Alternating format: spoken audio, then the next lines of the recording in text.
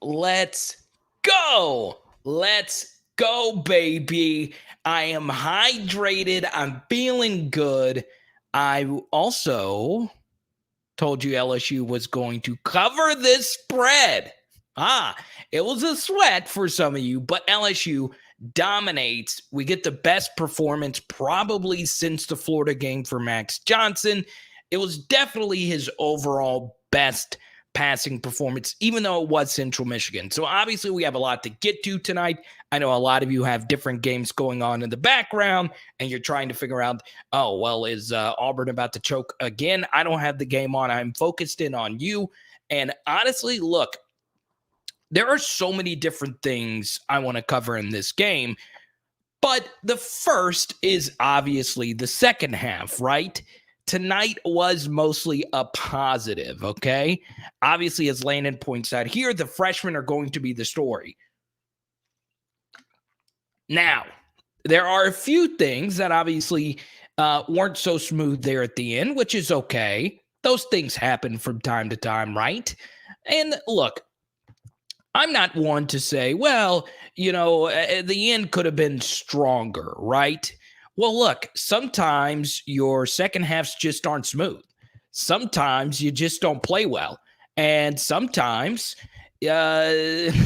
just human nature sets in. Remember, this is mostly a young football team moving forward, so you should have expected some aggression in the second half, right? So LSU had about 305 yards at the half. They finished with 484. We were saying at the half that we would like to at least score 60 points. We finished with 49. Overall, though, we'll look at the stats together in just a second. So for right now, obviously the big question that is attached to this image, and we'll dive deeper into it a little bit later, do you feel different about this upcoming Mississippi State game next Saturday? So answer that question, but I want you right now in the chat to pick one game MVP not named Max Johnson. So answer that right now in the chat. Who is the one game MVP not named Max Johnson? Just let me know in the chat right now, okay? Let's see. The one game MVP, not named Max Johnson. Jake says, Ojulari, this was a really good bounce back game for BJ. I got to give him some credit. But really the answer is Deion Smith. You can make a case for Jack Bech for sure, especially considering Deion Smith's first touchdown wouldn't have been possible if it wasn't for Jack Bech, okay? But obviously, we knew Corey KINER could play as well. So for me, the most valuable player has to be Deion Smith. He separated himself. And do you know how hard it is as a true freshman to come in and just dominate the way that he dominated tonight? And on top of that, this is a guy who didn't dominate the spring game. He wasn't one of the wide receivers that we were hearing about leading up to camp. The wide receivers we were hearing about the most were Jack Bech, BTJ, and Malik Neighbors, who all three of them had great games, especially Bech. But Deion Smith is by far the MVP of this game simply because he also at the same time made himself more valuable for the team. Also, Corey KINER doing what he did at the end of the game. Yes, that was a tired defense, but his play today was even better than what it was against McNeese. He made a few wrong reads against McNeese. I thought he was near perfect tonight. And KMC says, look, Corey KINER needs to start. So, Max, I think you and KMC are on the same wavelength here. But here's the danger, right? This was a very loaded true freshman lineup today. Something else that is really fascinating about the true freshmen playing so well tonight is they also have higher ceilings. And I know we use that word a lot, ceiling, but they really do. And I will explain that a little bit later in the video, but it just comes down to common sense, okay? Mississippi represent. Deion Smith, the sip, let's go. The sip, let's go. So Yeah, I am really excited about tonight. I really am. So, this is interesting. Coaching staff play calling is questionable because the talent is definitely there. I think they're not being played right or starting the right bunch. I thought tonight was a lot better in that aspect, Delaz. And welcome to the channel. I don't know if this is your first time in a live chat, so welcome on in. I know some people are watching the end of different games and then they'll come in because they know we'll be partying all night after this one. Let's go. Let's go. So get your super chats on in. And Trey, you get to pick the next question, man. You know what's interesting, Dalton? The one guy that we just didn't talk about tonight was Cordell Flott. Another great game for the Flott man. I'm still trying to figure out if he's given up a reception. Has he given up a reception this year? What's up, Paris? The chat always gets super happy for Paris. I freaking love it. I really enjoyed that they weren't trying to change everything at the line. Yes. What's your take on the Max Johnson pick 6? Once again, I'm getting a lot of questions coming in at a really fast pace. If you do super chat, we will get to it as soon as possible. I know I keep repeating that, and I know that's kind of like, oh, you're just begging for me to pay. No, it's honestly crazy sitting where I'm sitting because I'm trying to answer every single question. So I'm going to try and get to as many as I possibly can. What's your take on the Max Johnson pick 6? Jordan Rogers was in the booth. He's obviously a really good commentator. He also played quarterback, and he said that was on Max Johnson. I tend to agree simply because of the coverage. I thought it was a very simple option right there for Coy Moore to sit on that route. Obviously, Max thought he was still going to keep running. I will even venture off to say, is it even worth throwing that type of ball in that situation? Once again, as far as individual plays are concerned, it's kind of tough landing because, as many of you know, I do film studies. I do. That is weird. I do film studies after. So when I rewatch the play, I'll give you a better viewpoint. But I do think it was on Max. And there you go. So it's like he stopped his route. That wasn't on Max.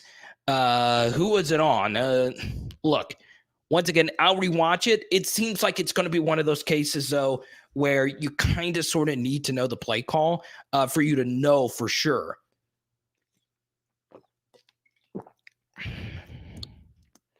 Cordell Flott played well. You are right. And Delaz, let me know if this is your first time hanging out. Better effort tonight. Need to eliminate those simple mistakes. Yeah, look. This is what kind of sucks, right? The 75-yard touchdown.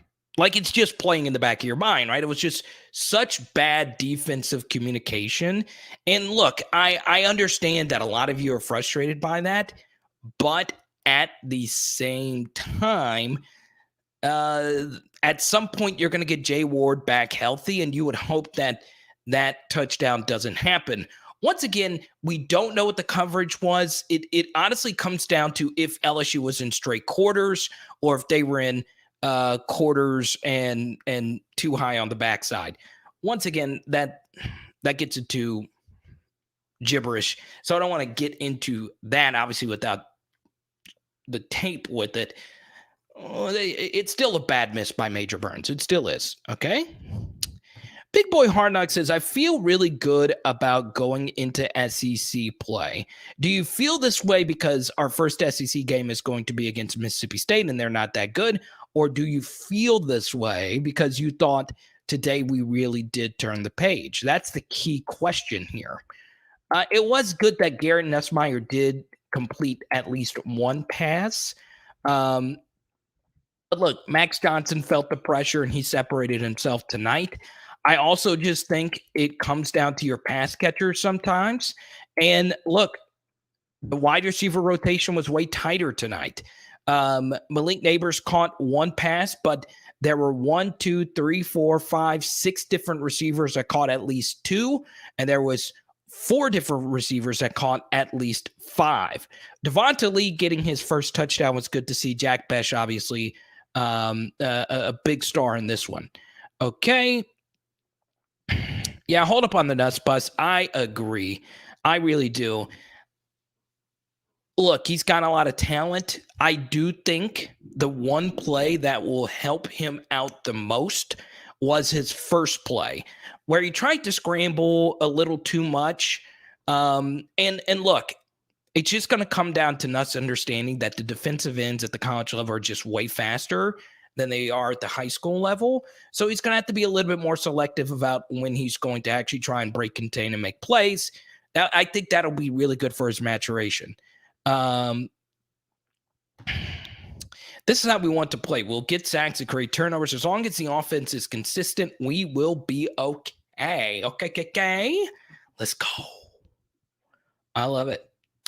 Yeah, this is a big thing right here. And welcome back, Mr. G. Look.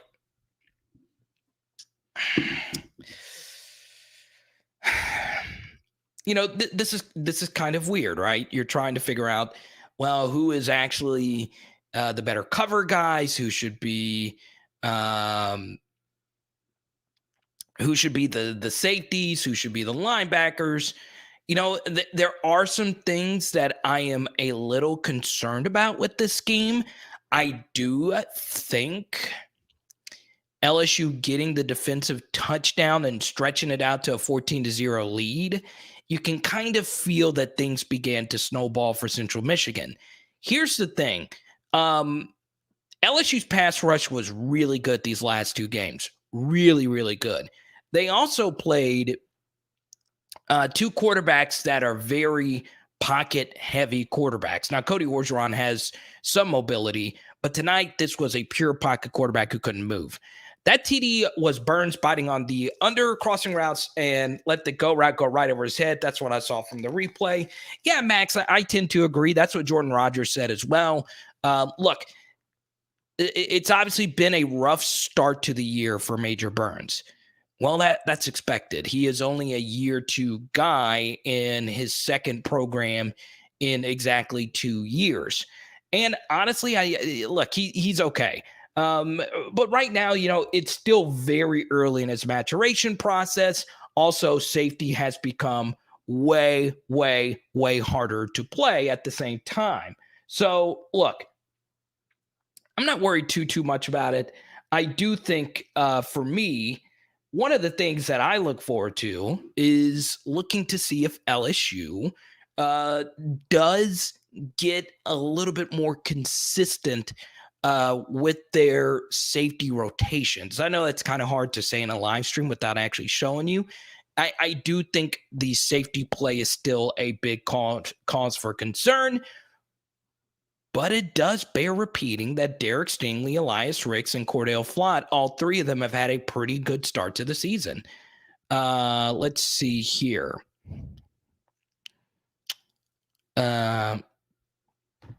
Look, KINER is the best looking back we got right now. I'm out, though. Yeah, I agree with you. I mean, I think that's pretty clear. Did Auburn lose? Let me see. What was the final here? That's what it was. I have the game going on in the background here. I'm trying to see if I got a final score here. Looks like I got a final score. Okay, Ole Miss is rolling right now. That's good.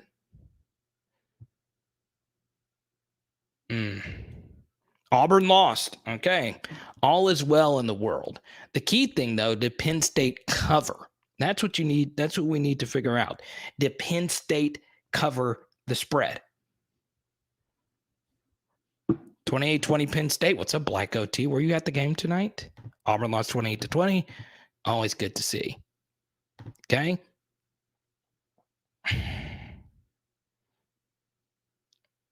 When I said Bama is not looking like that, just a short week ago, everybody was telling me that they would blow LSU out. Where's little buddy who said they would beat us by 14? They very well still can.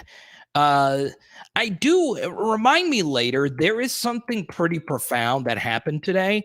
And I know as LSU football fans, we are going to focus in on just us, but something transformative happened in SEC football play today. And I feel like we as LSU fans should not let it go.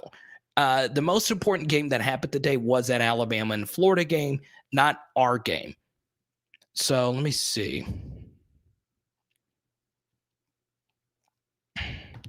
The last says, I think we are underrated. Esteban says, I feel a lot better about the safeties. If the DBs lock up the outsides and the DL keeps getting pressure. So let me talk about that for a second. Two things about that.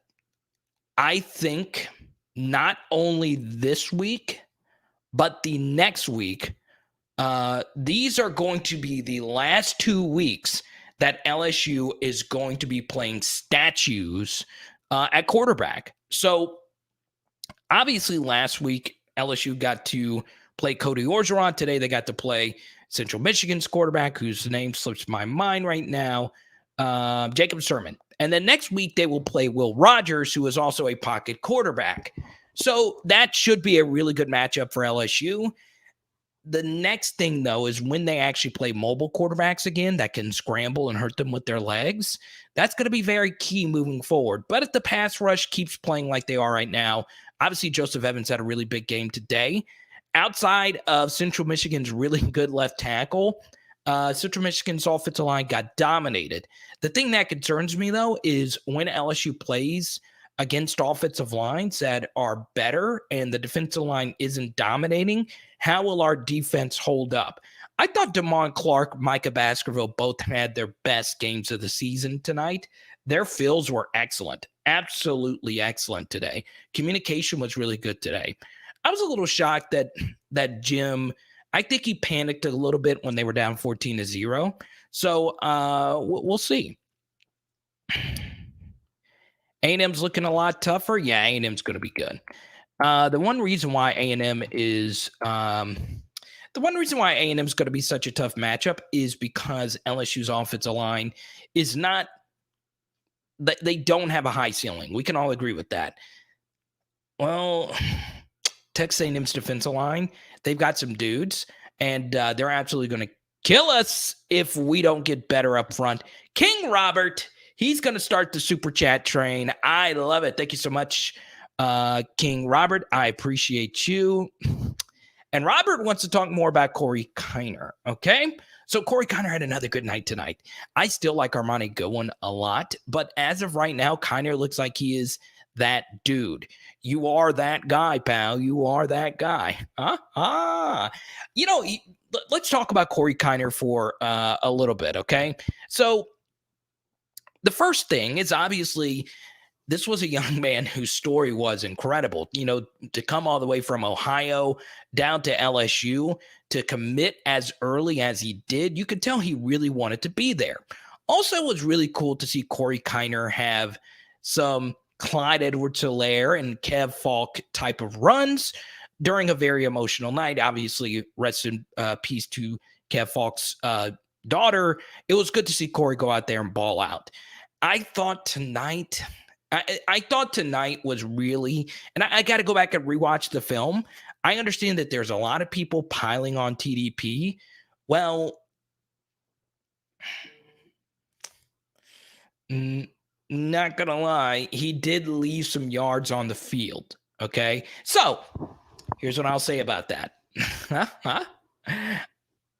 As I've said from the get-go about TDP, his ceiling is a Nicholas Brissett type of back, a good back with good blocking. He could get you 1,000 yards in a traditional offense. He just doesn't fit this type of offense. And sometimes top 150 running backs are just good players. It's hard to be a difference maker at running back, right? These linebackers and defensive linemen are as athletic as you. More often than not, they could be faster than you. And it just seems as if TDP just doesn't have the elite burst. Now, Corey KINER is not necessarily a burner himself, but at this point right now, he just has more juice. And you can even make a case that Josh Williams deserves more playing time. Now, I'd have to go back and watch the film. It did look like Kevontae Bradford didn't really get many reps or any at all. I'm fine with the Corey KINER, Josh Williams backfield until we get into more pressure-packed games. And that's the thing I like about TDP is that you can trust that guy to not make the big mistake under pressure. So, TDP is a solid back, a good locker room guy. It's just clear that Corey Kiner is that dude for right now. And we're getting a few quotes here from Ed Orgeron. He says, Deion Smith reminds him of Justin Jefferson. I love it. But look, this is just the harsh reality of sports in general. I don't want anyone in Baton Rouge particularly to take what I said about TDP wrong. He is not trash. He's a running back that shows up. He's a running back that fights through injuries. He's a running back who does all the right things on and off the field. He's a running back that was a key piece, or I'll say this, a key backup to the greatest team of all time as a true freshman. No key fumbles, none of that. There is something to be said about reliability and showing up. And I'm going to use one of those idioms, clocking in. That's just been TDP up to this point. And he's still a good back to have on the team. Should Corey Kiner be the starter right now? Exactly. I agree with you there, Aaron. So let me know right now. Should Corey Kiner be the starting back at LSU right now? Okay. Type Y for yes, type N for no. I got to give Carvis some credit right now. Carvis was expecting a big breakout year from TDP. Carvis is like me. He'll admit when his predictions are wrong. And Carvis loves those guys personally. And I'm not pointing them out. Carvis knows I love him. But sometimes, even if you are a big TDP fan, sometimes it's time to turn that page. And here's the thing. TDP is a team-first guy. He's going to play whatever role he's going to play. Reggie, like Robert, one of our cancer warriors on PHL. What's up, Reggie? I say bench him until he figures it out, and then wait before he starts to run and hit those lanes and hope it opens up for him. Yeah, that's – and here's a very interesting thing about it. Max says yes. SG says yes. Michael says TDP all the way. Round of applause for Marcellus. He went to his first LSU game. You know what? This is a good question here from Tiger Unlimited. And welcome to the channel, Tiger Unlimited. I think this is your first time to the chat. With this O-line, you need a shifty guy who can make the first guy miss. Once again, it comes down to scheme. And you go back and look at TDP's film from high school, half of his carries were out of the eye. Sometimes he would run out of shotgun. It is a different type of offense. Okay? There you go, Reggie. There's your cancer warrior brother right there, Robert. You got to love it. T-Mill is in the building. Let's go. Let's go. There's no one on this channel that fights alone. Let's see. Let me read through some of these Orgeron comments real quick.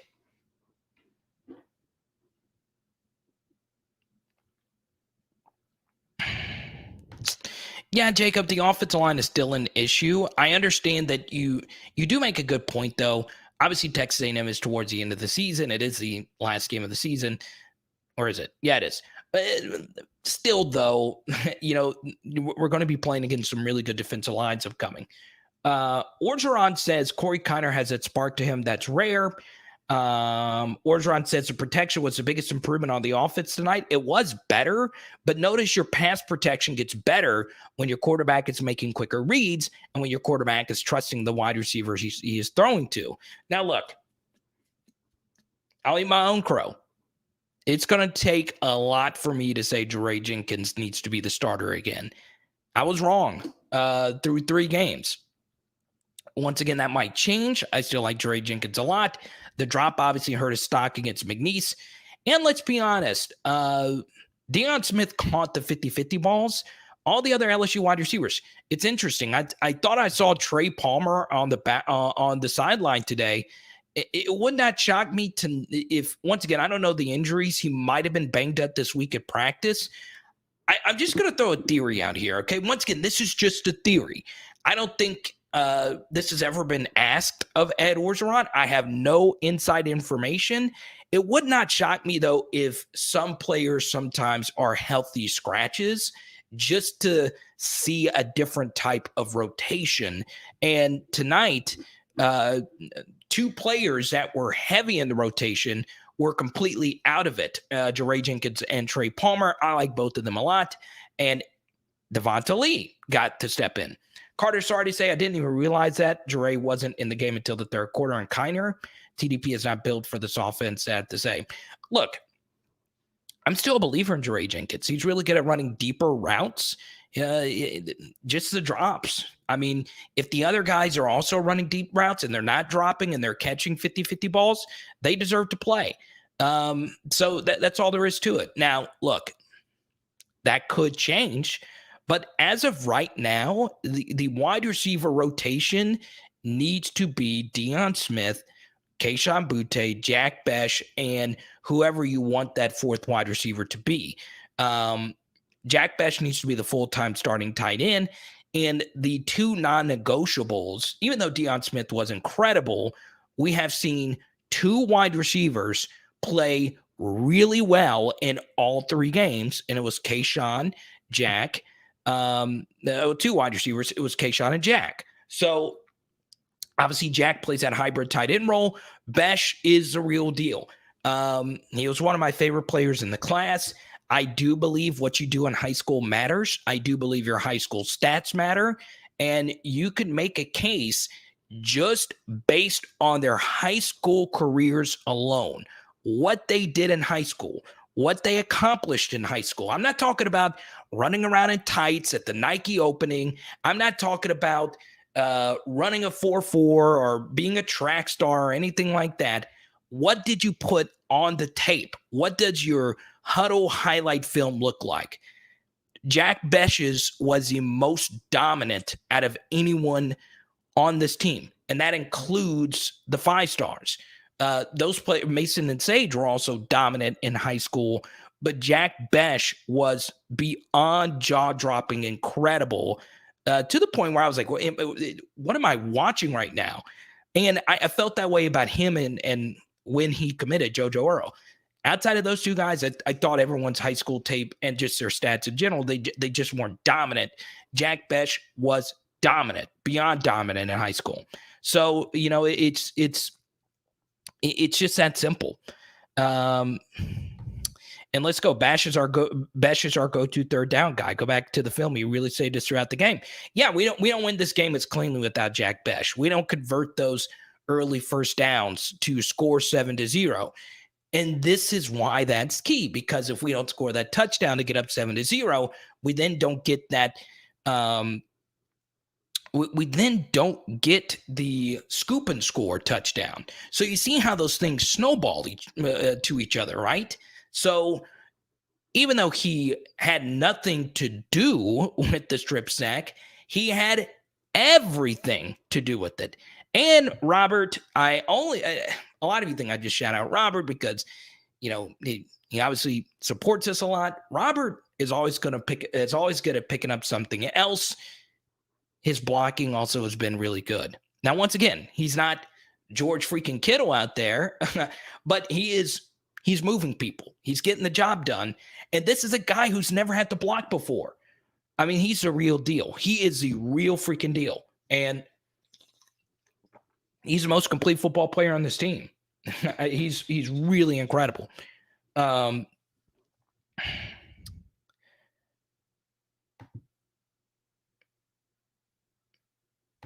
Well, it's still early. I didn't cry. I freaking love Deion Smith. I still think JoJo's that dude, though.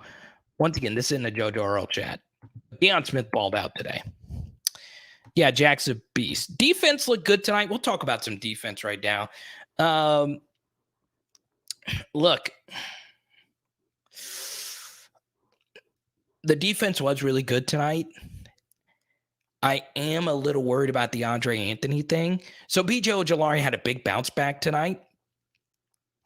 I do think, though, Andre Anthony has been by far LSU's best defensive end. And I'm not just saying that because he scored a really flashy touchdown tonight.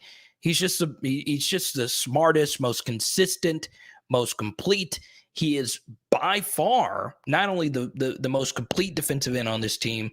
There's a pretty sizable gap between him and all the other defensive ends when it comes to stopping the run.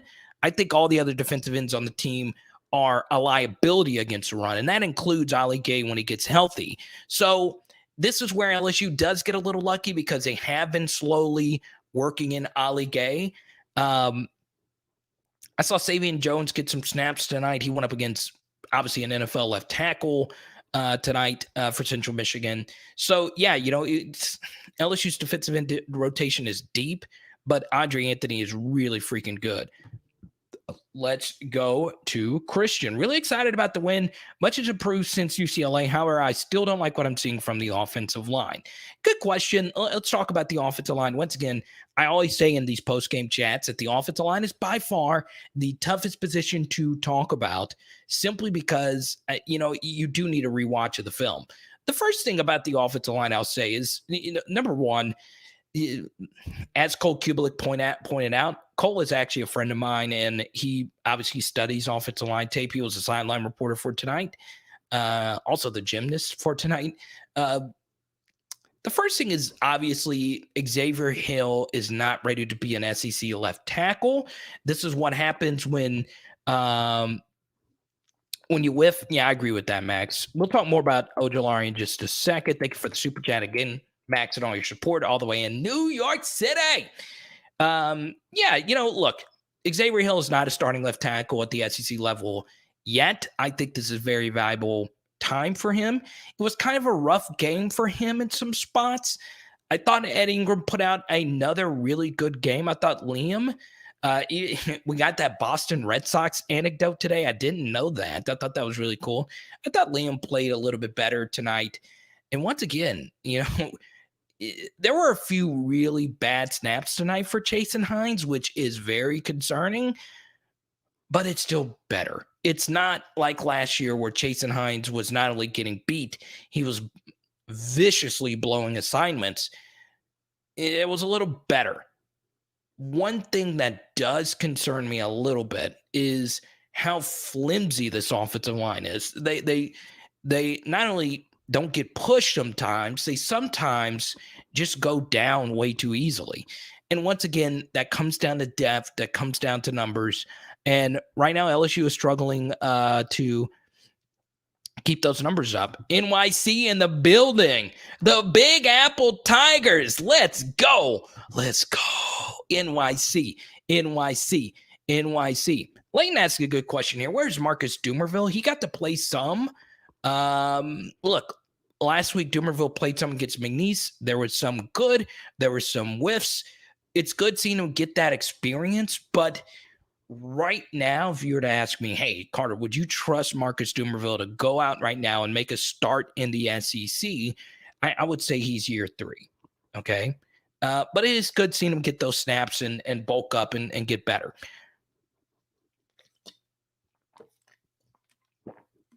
But I thought Xavier Hill, as Reed points out, he had one bad play in the end zone.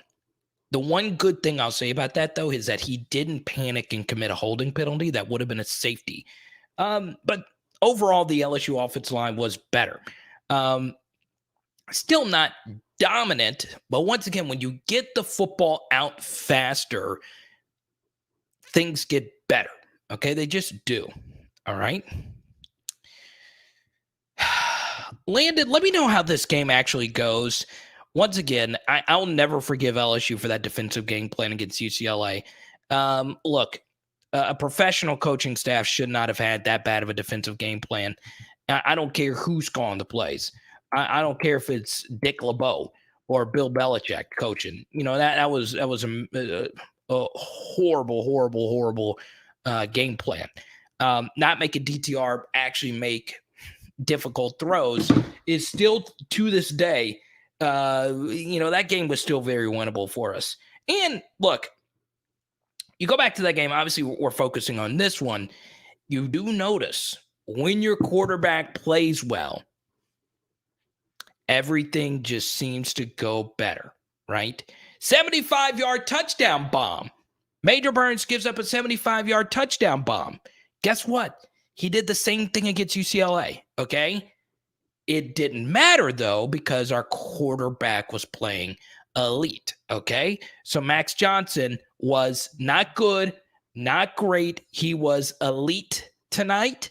And guess what? That's what we need. Look, this is not our most talented team ever. And especially considering that there's a youth movement going on at LSU, and we're going to have quarterbacks that are just getting into year one and year two of their progression.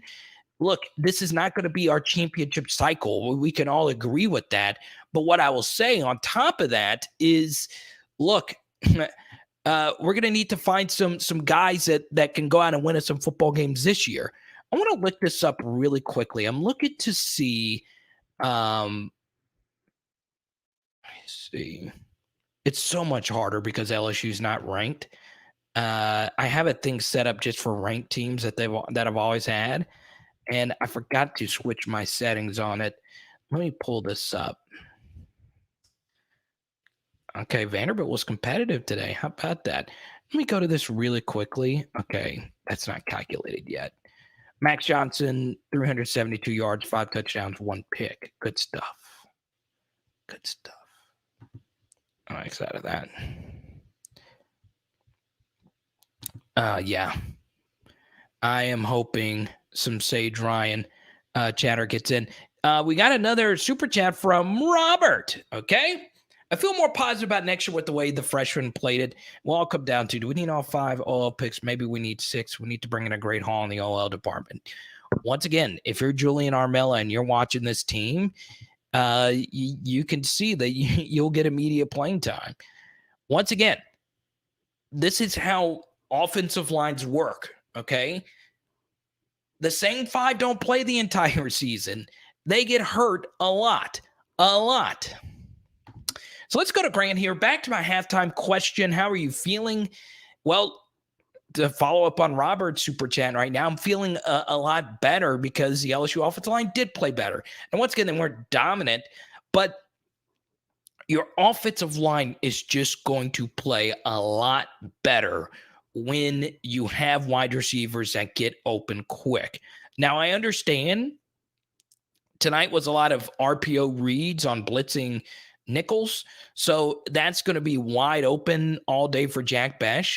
But the bottom line is Jack Bech gets open, baby. He gets open. That's the name of the game. Get open and catch it, right? I don't think Jack Bech has had a drop. I still think that ill-advised UCLA throw is the only miss to Jack Bech. He'll catch it with one hand. He'll catch it behind his back. He'll catch it with his teeth. The dude is just freaking incredible. He's done a little bit of everything. It is wild. It is wild. Yeah, go on and hit that like button, man. We got 143 people in the building. Let's go. Let's go, baby. Let's go. Fantastic's in the chat tonight.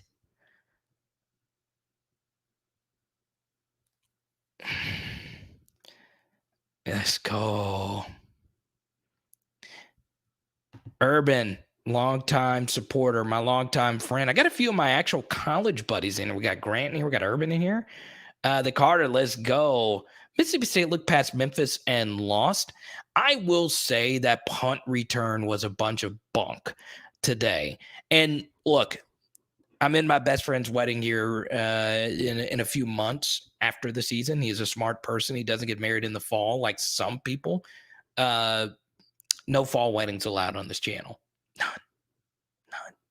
But anyway, you guys are warm-blooded mammals. You know to not get married in the freak. Everyone that gets married in the fall are cold-blooded. They're not mammals. They're not real people. Okay, you don't get married in the fall. But anyway, the Mississippi State game, I don't know if you guys saw this. Okay, we'll get back into LSU, but really quickly, that was legit some of the biggest BS I've ever seen, to not blow that play dead.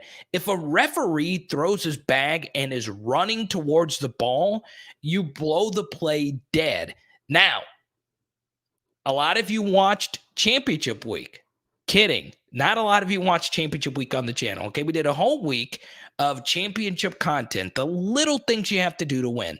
And if a lot of you remember this on Championship Week, you remembered this rule. It was the first piece of information on Championship Week. When the ball is on the ground, pick it up. When it's incomplete, when it's anything, if it's on the ground, pick it up. Just do it every single time. Until the referee is holding his hands out for the ball, don't let go of it.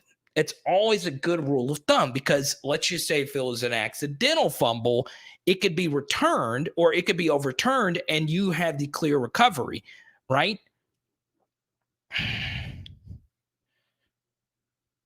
Deion Smith, the next Beckham and Chase. You know, I would slow down just a little bit. It was just one game. Let's stretch our sample. That's why I'm a little bit higher on Bech just for now. But Deion was really incredible. Was really, really incredible. Brendan. Okay, I want everyone to know. Brendan is an actual member or former member of the Golden Band in Tigerland. So, oh, really, Grant? That sucks. So, if you're a member of the Golden Band of Tigerland, or if you were a member, or if you had a family member that was a member, please let me know in the chat. Let Brendan feel welcome. We always love Brendan. Brendan, what instrument did you play again? Were you a flautist or were you a trombonist, tuba? I'm trying to remember. Go Tigers. Go Tigers. King Ulysses is right.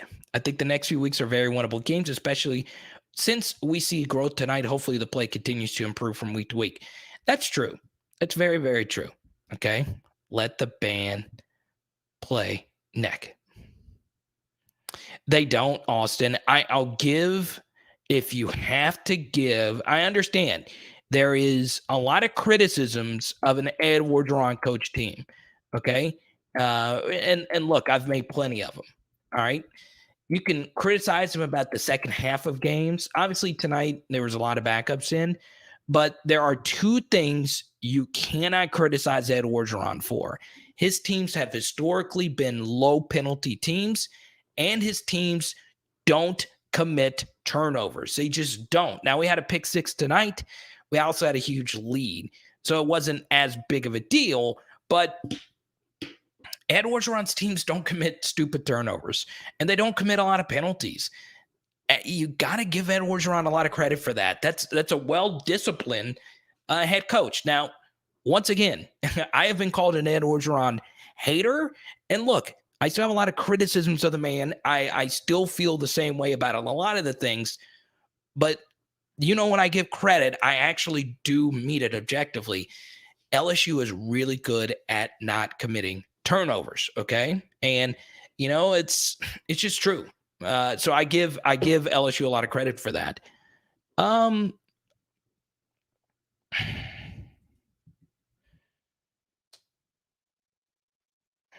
And look, you got to give Ed Orgeron a lot of credit. He made a few good macro decisions. Getting the offense to run more up tempo was obviously a big one. And then the second one was, you know, the defense has played better. Now, I swear, if we play Mississippi State next week and we play two-man under the entire game, I will quit doing this channel.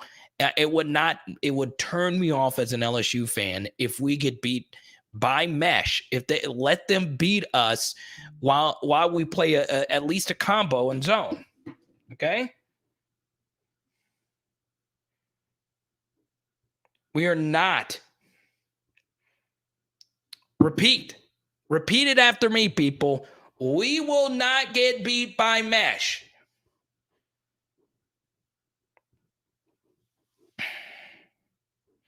Honest question, if LSU turns it around, who's eating crow and giving my man Ed Orgeron his credit?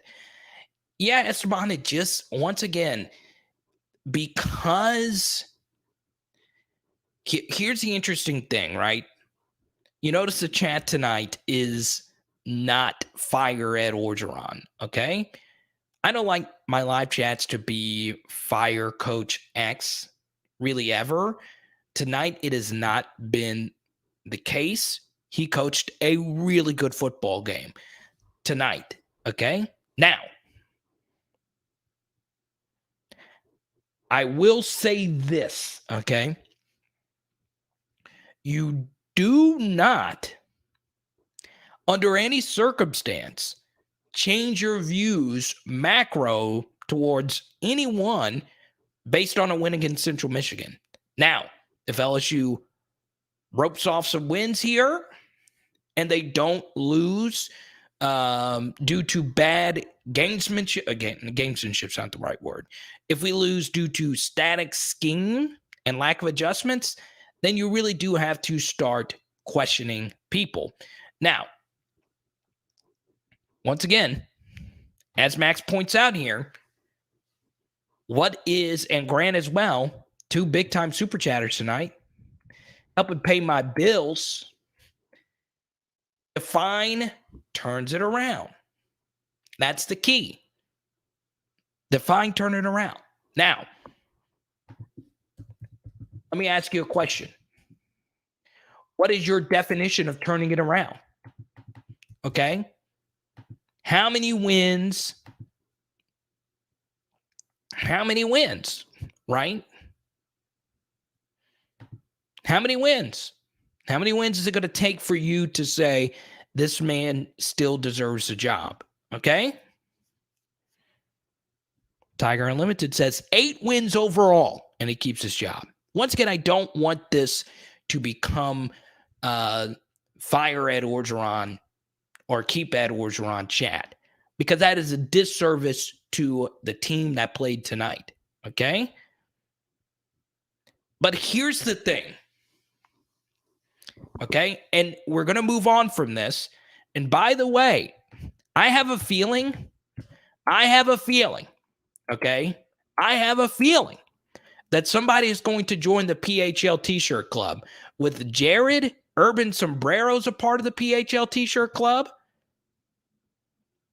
I really do feel like that. Jared is a part of the PHL T-shirt club. Okay? Who is joining the PHL T-shirt club tonight?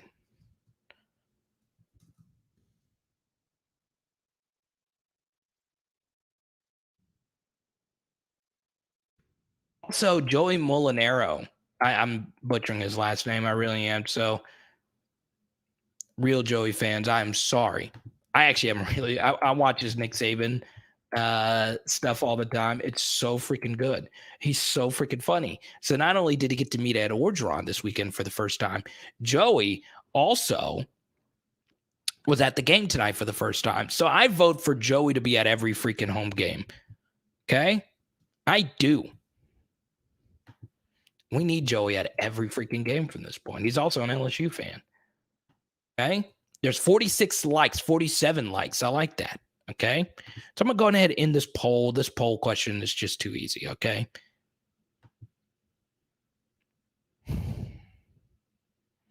So let me answer this question as far as job keeping is concerned. Obviously, one thing that's going in his way is that LSU has a naturally ranked top 10 recruiting class. You get Jacoby Matthews back on board, you're probably trending towards another top 5 finish. Another thing also Ed Orgeron would say to Scott Woodward is, look, you see that our best players are young players, and they're all coming back next year. By the way, our coaches are all young going into year 2, and I have a $20 million buyout. So it's going to take a lot for Ed Orgeron to lose his position with the LSU Tigers, because his compelling case to keep the job just far outweighs it, even if LSU only goes, like 7 whatever wins. So, we'll see. Beat Kentucky my first LSU game, and I'm good. Yeah, Lexington could be a little rough if you don't win. I think, Jared, you were at that game. One of our Jareds. Yeah, Shawnery, Mason Taylor looks to be that blocking tight end. Okay. Oh, I put a curse word up there. By the way, please do not curse. It can demonetize my channel. Please don't curse. Please do not curse in your comments because I'm paying for a software to do it. Once again, I curse in my private life. I try not to on the channel. I don't curse a lot. When I bite into a cookie and it's oatmeal raisin, I will curse. But please, okay, keep the land. No, it's all good, my guy. It's all good, man. I know you're fired up. I do agree with you as well. Look, but does LSU really need a blocking tight end? I'm kind of liking Jack Bech at this hybrid Y type of role because you get to play 10 personnel while playing 11 personnel. So I am calling Jack Bech's role in the offense the 10.5 personnel, right? He is a true hybrid, right? Just based on his blocking, you could see that he can step up and block. Yeah, Aaron, look. It's amazing, right? Once again, it's the same thing with the Mississippi State game. It's the same thing with a lot of games. Sometimes you just have to scrap your game plan. The best thing you can do is say what we're doing right now sucks. We've got to change some things. Also, I can make a case that if Jack Bech was actually playing the tight end role, we beat UCLA. There were a few plays, obviously the tight end screen, Jack Bech would have caught that, or the route would have been run better. And also on the Max Johnson flip over his head, if Jack Bech was in the game, that would have been a touchdown because the tight end was, just based on my film study and watching Max in that play, the tight end was supposed to flare out. And I think that's why Max began to panic.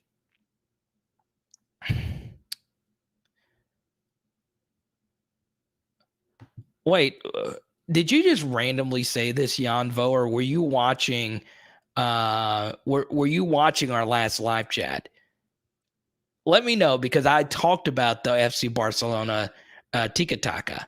I want to know, Jan, if you actually watched our last live chat. I made that comparison in the last live stream. The 2019 LSU offense was very Tika Taka-ish. It really was. And I know probably like 5 people got that. Oh, okay. You were watching? Okay. It was. You got to have the right players to run that type of scheme. Also, I will tell you this. I do think Jake Peetz is trying to turn this offense into the Kansas City Chiefs because last game, thanks to SEC StatCat, we learned that LSU started running some Travis Kelce-ish type of routes for Jack Bech. We did a film study on that this week. Also, Kayshon Boutte's jet sweep touchdown. It was a variation.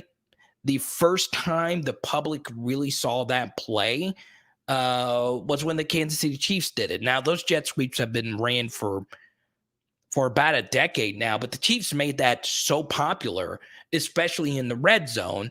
So I think, obviously it would help if we had a Mahomes type of talent. Maybe Max gets that good. No, I'm just kidding. He doesn't have that ceiling, but Max is playing better, and you could see that Jake Peetz is calling some NFL schemes here. Yeah, Julia, it's a good question. It's a good question for LSU to evaluate. I know a lot of people don't want to talk about UCLA, so I won't spend too much time on it. It is a good question, though. LSU might need to reevaluate that moving forward because I do think that did play a huge role, especially considering that UCLA got to play that game at home and LSU had to travel all the way out there. Once again, there's no way they could have predicted how rough their travel would have been that week. And look, if we say that, we could also say this as well. Central Michigan also had some travel adjusting that they had to do today. Once again, I don't think that would have changed the outcome, but it is something to note. Max equals Patrick Mahomes. It's confirmed. You heard it here on Power Hour LSU. I know some people are going to take what I said out of context. They're going to say, Carter is saying Max Johnson is the next Patty Mahomes. No, but I will say this. The LSU offense has been running some Kansas City Chiefs concepts. I'm not the best X's and O's guys. I'm not the best film route concept guy, but that jet sweep play in the red zone, the Chiefs have done that so many times with Tyreek Hill, and they still can't freaking stop it because they can't freaking catch him. And Kayshon is basically the same way. Let's see. Cole had a better game. This was more of a game for Cole. He is a backup utility tight end. He is not a starting every down tight end. That's just not who he is. I thought this role was good for him tonight.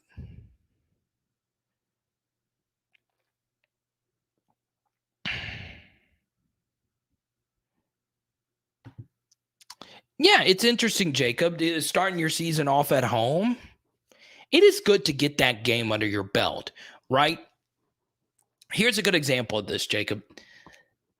Does the LSU offense have the game that they, and once again, this is an impossible question to answer, but LSU's offense needed to be perfect. Legit, they needed to be perfect in the second half to beat Texas.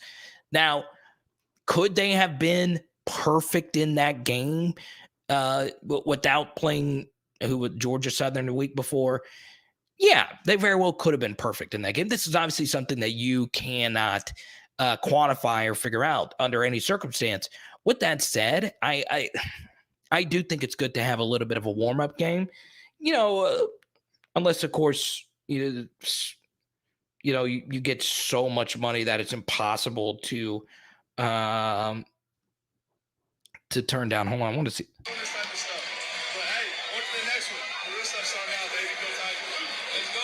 Let's go. LSU releasing some dope content already. Let's go. Really surprised with Deion Smith. He seems like a slot receiver. Yeah, I think you keep Deion on the outside for now. I mean, obviously he could play some slot. So yeah, I know, Jared. I wish I was there. Obviously.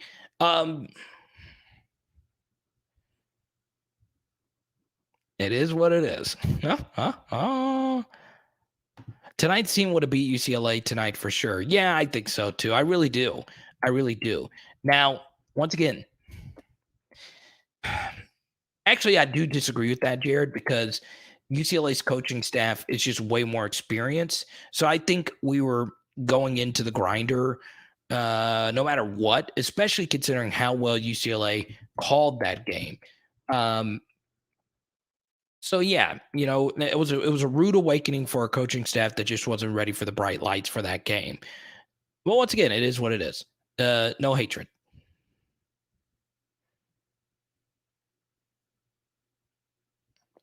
Lawana touched on that a little bit earlier, but I do think TDP will not start. I think KINER will be your starter. Yeah, Big Al, there you go. We're wondering where you were tonight. Good to have you. Let's see. If there was someone I would give the Heisman to, it would be Kayshon, not Max, on this team. Kayshon has still been the best player for LSU. And I don't know if that is necessarily really, really close at this point. You can make a case for Andre Anthony. You can make a case for a few others, but Kayshon and Bech have been LSU's two best players. Let's see. Yeah, Shawnery, I think that would be interesting. I know you can do a few things with Mason that would be very interesting, because what makes Mason so fascinating is he's so big, but he's also really fast. He's really agile. He has really good pass rush moves. His body is trim. He's not. He doesn't have too much sloppy weight. He changed his diet in the offseason.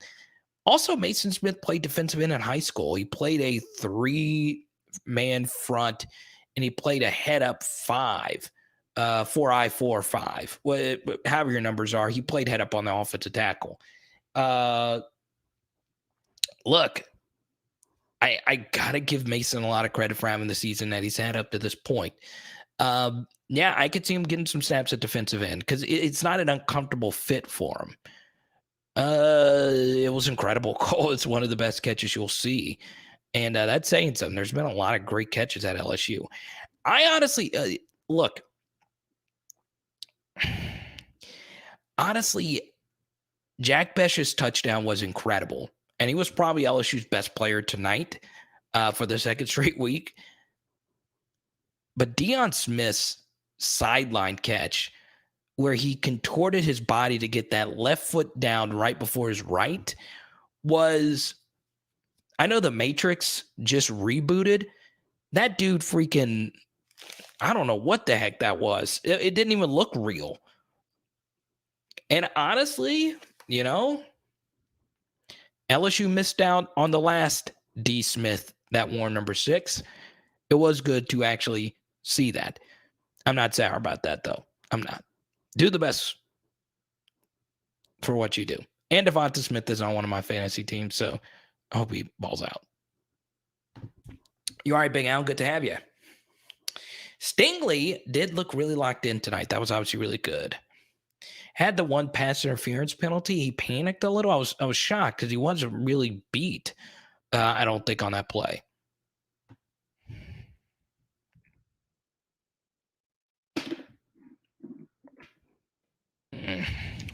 Not going to focus too much on UCLA though tonight. We've talked about him a good bit.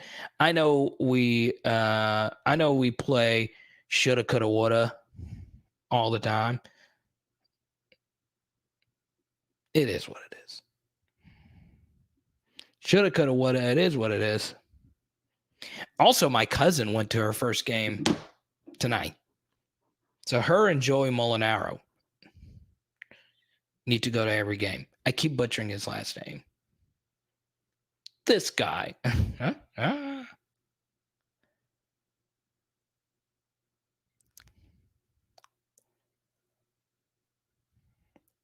We always do this about an hour in, so Reggie, that's good. Get some recruiting.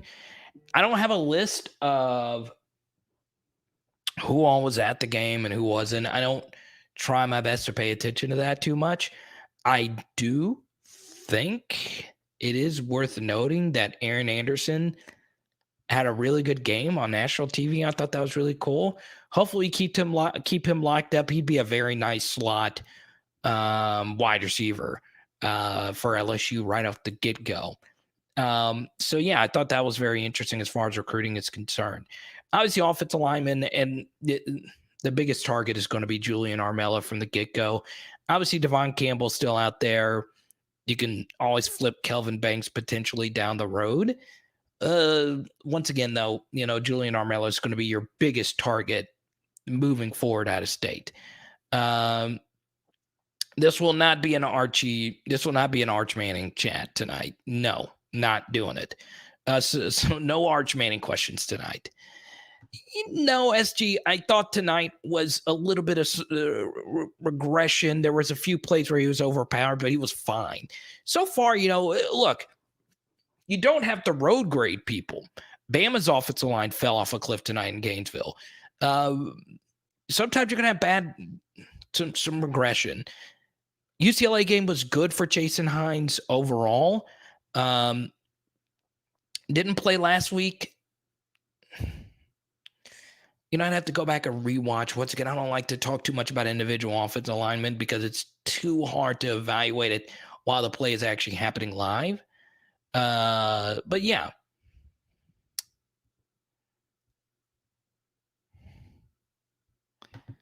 No, Max. No, stop. I'm better than Netflix, baby. Come on, baby. What's to watch some Netflix movie called Kate Gotta Go? Kate. Kate on Netflix. Got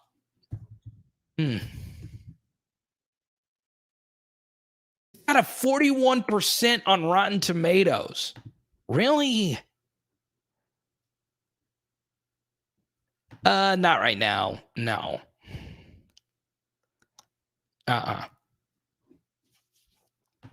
Yeah, Big Al. One game at a time. Now on to Mississippi State. Let's go. Kate gotta go. I just always love Romeo Sting. Who is that? Who's that in the photo? Is that I couldn't tell you. Is that wrestling? Is that Charlotte Flair? Let's see.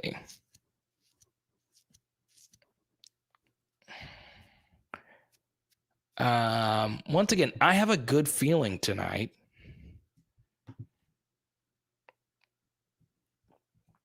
I have a really good feeling tonight. Jared, what do you think? Woo! I think tonight someone's going to join the PHL T-shirt club. I don't know what you think, Jared. What do you think? I think someone's going to join the PHL T-shirt club.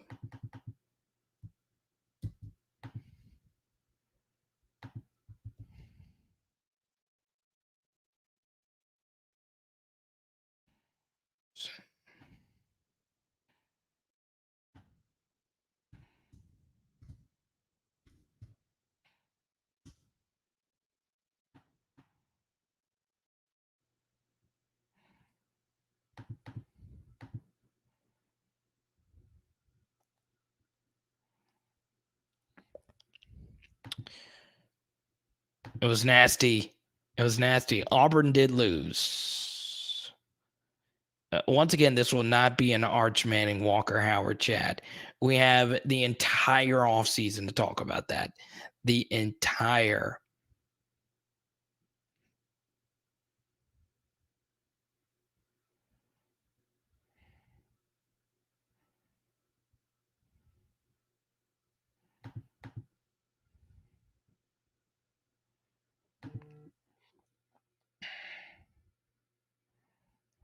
You know, it's interesting, Paul. We've not mentioned Cam Lewis's name. I am glad that he's getting these 2 games of actual playing time.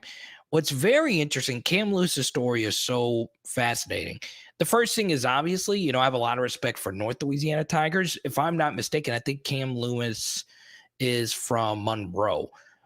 So Cam Lewis played a lot more in 2019 than you would probably think. So they threw him in the fire against Alabama when they started making the comeback. It was a really weird sub, but Alabama had been running a lot of.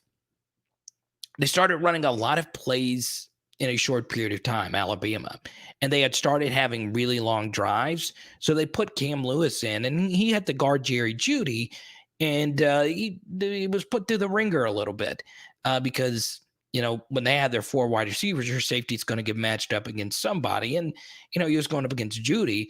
But I'll tell you this, you know, he stood step for step as well as a safety. He can stay with Jerry Jeudy.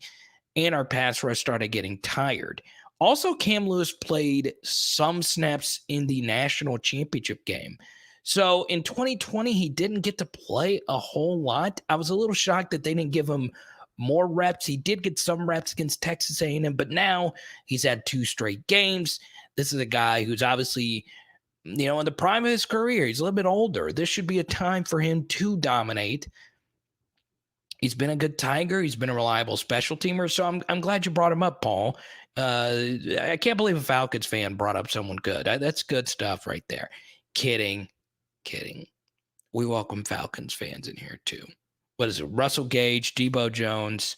Who else? Come on. Anyway, they've had a lot of LSU Tigers. Todd McClure. But I'm talking about on the current team. And he went to Wasserman High. That's right. So yeah, you know, I'm happy Cam has given his shine. Look,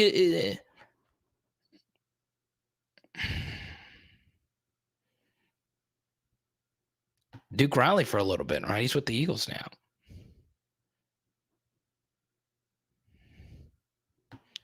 So I'm happy for old Cam.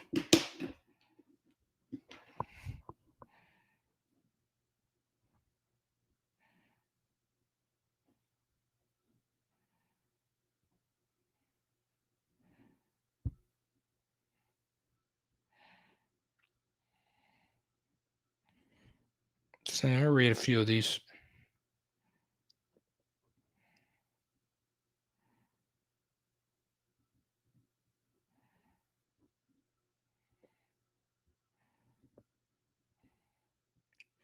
BJ Ojolari, that was the LSU defense you saw tonight. We're going to have to carry it into next week.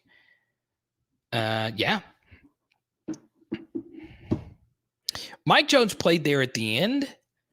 I am going to be interested to see if they play him more, especially when they play Ole Miss in Florida. Maybe they're saving him for that game because those games are going to be track meets. And obviously, with the way Matt Corral is playing right now, we're really going to need some fresh legs. Let's see. I want to get to here. Let's take a look at some of the defensive stats. I'll go ahead and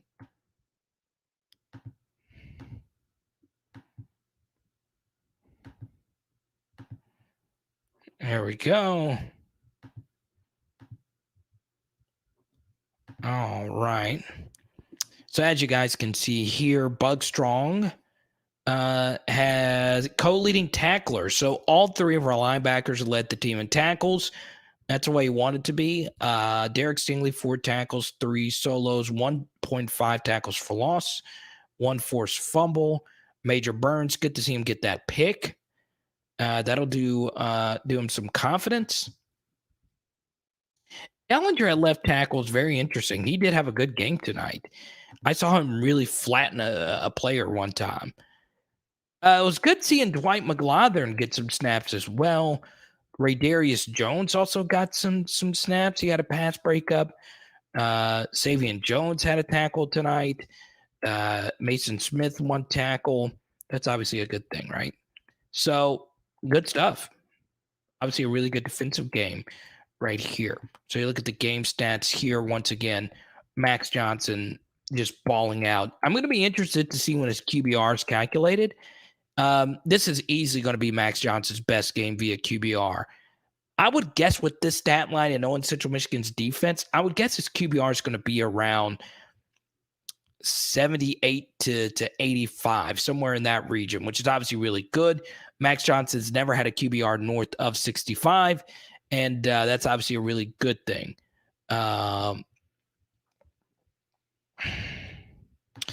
Obviously, he got in a little bit late. I don't know exactly. I don't know exactly why. Yeah, John. Hopefully, that was the case. Yeah, Blake. It just comes down to how much stock you want to put into this game. Let's see.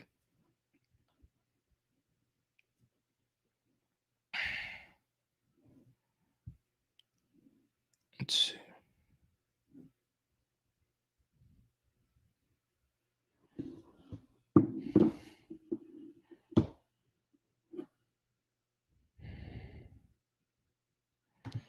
In the last 2 games, LSU's done very little to make me believe they are better than what they were in the UCLA game. I would agree with you, John, after McNeese, but right now it's kind of hard to say LSU is not playing better football right now, okay? And a good way to determine this is by looking at total stats, okay? So did you dominate yardage? Okay. Let me see if this is blown up enough. Okay. So LSU outgained Central Michigan by 200 yards. Okay. So this was not a fluke. LSU, this was probably, let me turn this on right here. This was obviously, the biggest thing right here. Penalties. Still, rush yard still not where it needs to be. But still, when you're averaging 7.7 yards per play, that's obviously really good compared to last week where we only had 300 total yards. 484 is obviously really good, especially when we had 305 at halftime and the foot was off the gas in the second half. I would have liked to have seen them really bury Central Michigan in the second half, but really, you're getting a little picky there, but still, I would like to see LSU once again 5 sacks and 15 tackles for loss. That's a pretty dominant effort. So, look, I'll say this: you can pick apart any part of tonight's performance, but they are a better team than what they were against UCLA right now, based off this performance. And once again, it is just Central Michigan. And look, the UCLA Bruins are kind of getting exposed right now by a not so great Fresno State team, which doesn't really surprise me. I said after the UCLA game that I thought that they were a really good team. I do think, though, and look, this is going to come off the wrong way. I just don't think DTR really played all that well in that game. And when those things kind of happen and you don't have to make big time throws and defenses are going to play you a little smarter, and DTR actually just made a 67-yard run and it was fumbled. This is a first thing. It's halftime now, or it's soon to be halftime. When you actually have to make a play, it's a little bit different. It's a little bit different. So, LSU did not do a good job of making him make more difficult throws. What's wrong with Cam Wire? He's just banged up. The LSU offensive line, more often than not, stays a little too banged up.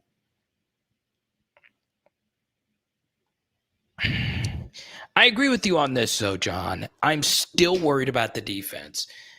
Look, this was 2 straight games where all of our defensive linemen were faster than the opposing team's quarterbacks. So, yeah, when those things happen and the quarterback can make plays with his legs, it's going to be more difficult. We're going to be playing better quarterbacks. I don't know how good Will Rogers is. I don't think he's that great at all. If he's going to be Mississippi State's quarterback next week, we'll see. But, we'll see what happens.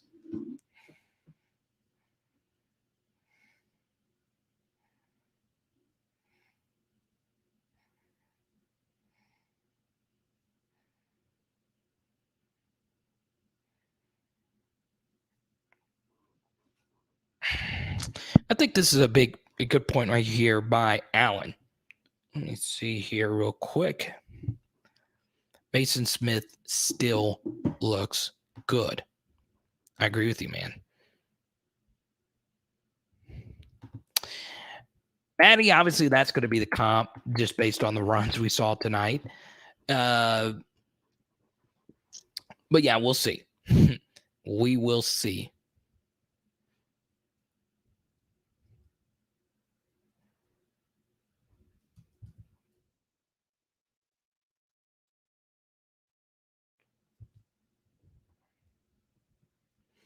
Let me see. I'm trying to think of a new poll question.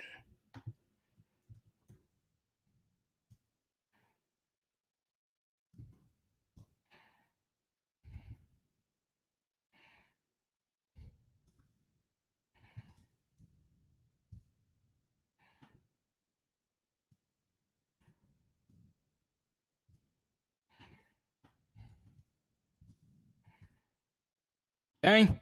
Asking a hard-hitting poll question here. So make sure you go ahead and vote in the new poll. Tommy, there he is. We got a Jack Bech, Todd Kinchin. I knew that was coming. Todd Kinchin, jersey number 49, Todd Kinchin. I freaking love that man. Who remembers tight ends that wore the jersey numbers in the 40s, right? You got to think about Gronk in college. You got to think about who remembers Dallas Clark? Oh man. You should make a video soon predicting our 2021 recruiting class. All right, let's see. Jack Bech, Mason Smith. Kidding. I know you meant 2022. Here's my view on recruiting. I haven't done a recruiting video in quite some time. I just don't. I feel a little weird doing recruiting videos during the season because I like talking about the guys that are currently with us. I felt last year I just did way too many Corey Foreman and Tristan Lee videos. I just kind of got burnt out. So I'm going to wait for the off season.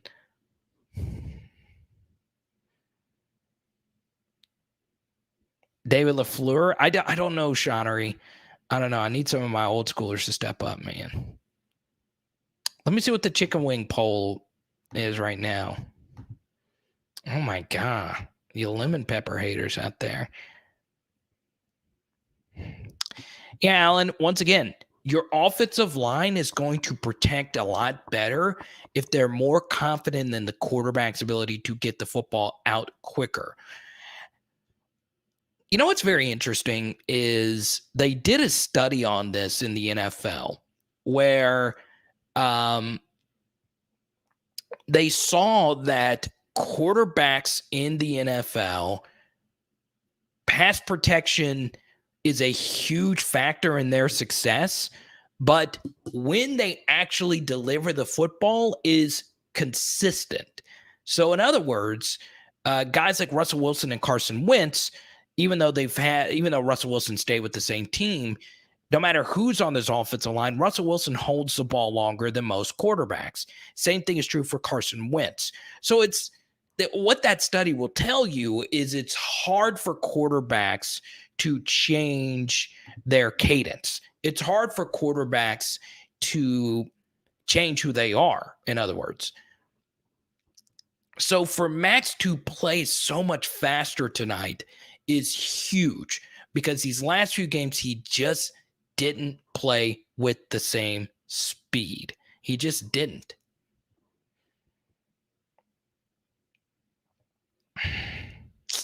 Straight buffalo wing. I knew you guys were basic. I knew it. I'm down for some garlic parm. Matty guys, this is a good question. Do you think Brennan will play at all when he's back? You know, it obviously depends on how well Max is playing at the time. I think, once again, we only have a 2-game sample of just garbage time reps. I just don't think Nuss is a year one quarterback. Once again, every quarterback I've ever evaluated at the high school level, I've never just looked at one and just said, for sure, that's a year one talent outside of just a few. Once again, quarterback is more mental than it is physical each level you rise up. Now, once again, the physical does matter. You have to be able to make the throws, and Nuss very well can. It's just the mental aspect. And sometimes it's the mental mixed with the physical. I don't know if you saw this earlier, Maddie, but I was talking about Nuss's first rep where he tried to outrun a defensive end for Central Michigan, and that DN was able to, chase him down. It's a different speed. So mentally, you have to know, hey, I can't outrun every defensive end. And physically, at the same time, you have to go through your progressions and understand stepping up in the pocket is not a bad thing sometimes. And when you actually go look at Nuss's high school tape, a lot of his throws were whirling Derbyshires, run 12 yards this way or go back this way. It's a weird thing. So because of that, we need to see where Max is. And if Max starts to regress again, then we'll see where Miles is at that point. Yeah, I think this is obviously a really good super chat right here about Planet Low. Thank you for your support, man. I understand. Planet Low is a youngin, so I really appreciate you youngins. And Max played less game manager and more it factor. That is actually a really, really good and concise comment. And the bottom line is you're right. I also think Jake Peach just told Max, let it rip. You saw, I said this for 10 minutes straight on Tuesday's live stream.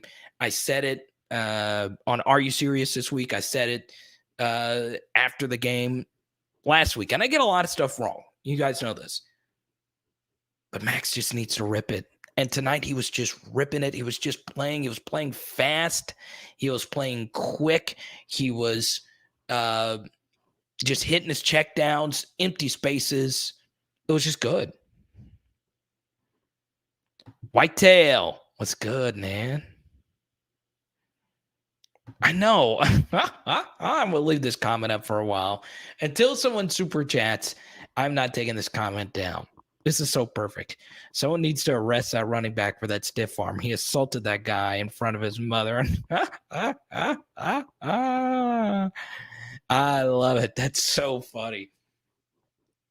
Rarely do you get to see a chalk outline stiff arm like that. It was Derrick Henry, except he's not 6'2", 250. Corey Kiner's a little guy. That was so vicious. That was so vicious. Like, man, when the broadcasters say you should probably just quit after that, I mean, a lot of people said Corey Kiner reminded them of Clyde Edwards-Helaire. Honestly, that was Leonard Fournette stuff. That was so vicious, man. I can't get behind the lemon pepper. The spicy lemon pepper from Pluckers is quite fantastic. Grant says, are you going to make it down for any games? Man, here's the thing. It was ironic because months ago I said the perfect game to go to, the perfect game on the schedule to go to was Central Michigan. Okay. Number one, you knew it was going to be a night game with months in advance. Number two, we were going to be hitting on all cylinders by game 3. Okay.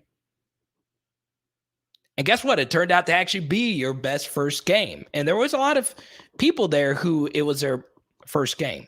Obviously, the Joey guy, Joey Molinaro. God, I freaking love that guy.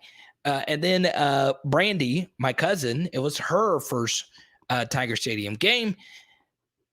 It was a perfect night to go. It was a perfect night to go. I wish I was there. Weather was, everything just looked perfect. And you got to see a few future LSU legends. So the reason why, Grant, I don't want to throw out a game that I may or may not go to is because I didn't want to lead anyone. I felt like the first time around I led a few of you astray, saying, because I was like, God, the Central Michigan game would be perfect and we could all go and everyone could get tickets because we're playing a smaller school. And you know what? If there were, let me put it this way.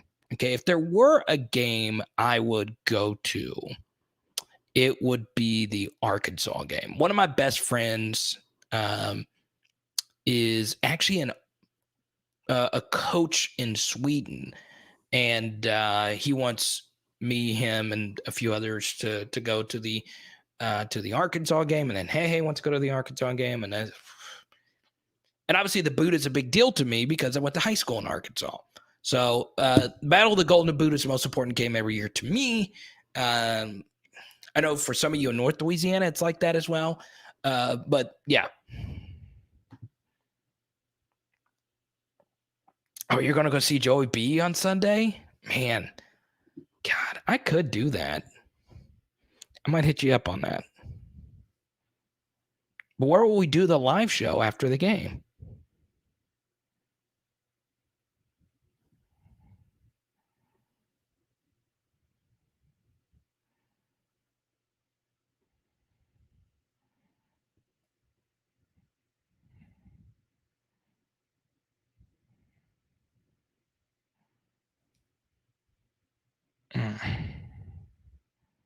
Dang, Ole Miss 61-21.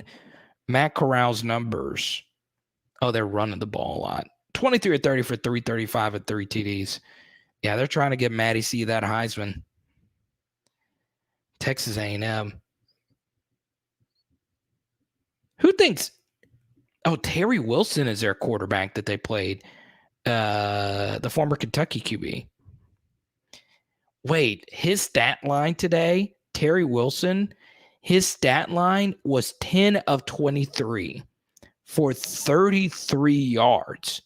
I didn't know that was possible. I didn't know you could complete 10 passes for 33 yards.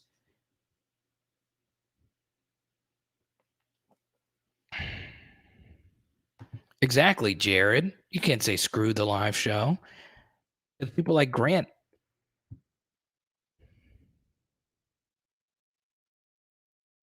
And at Low and Jared. Jared likes meeting up with the Jared, did you and Plum ever meet up in California? Yeah, Ole Miss is good. Here's the biggest concern for me about the Ole Miss game, because now we saw Florida today. They were good. We got to play Ole Miss and Florida back-to-back weeks. That's going to be rough. It's going to be rough. So we're an hour 30 into it. It is a little bit late, so we're going to keep this thing going. Once again, Super Chatters, you always give first preference, so we'll go through, obviously, a few different names here. Oh, we couldn't meet up. Yeah, Pasadena's kind of weird. Let's see. Thoughts on Burrow in the NFL? I thought the Jamar Chase throw was obviously good to see. I thought the fourth down call last week was really good for them. I also think, the AFC North is going to be tough. You just hope that the Ravens regress and Ben Roethlisberger rots. The Browns look really good this year too. Getting these, hey LJ, there you are. Getting the snaps off quicker really seemed to help the O-line. Didn't seem so worn out in the third quarter. Exactly, that's a good observation right there. Playing quicker does help out your offensive line. It really does, because they do not have to stay in the stance for so long. I used to think this, and the more I thought about it, the more I was like, okay, it's the opposite, all right? Isn't it weird how sometimes you think things, but the opposite is true? You would think slowing down the pace would be good for your offense. And we just got our first Venmo of the night. Let's go. Let's go.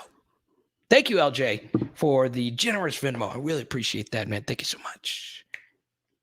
Wait, Big Al, you're going to bed? Really? You acting like I just got to end the live stream now because the treasurer of PHL's going to bed.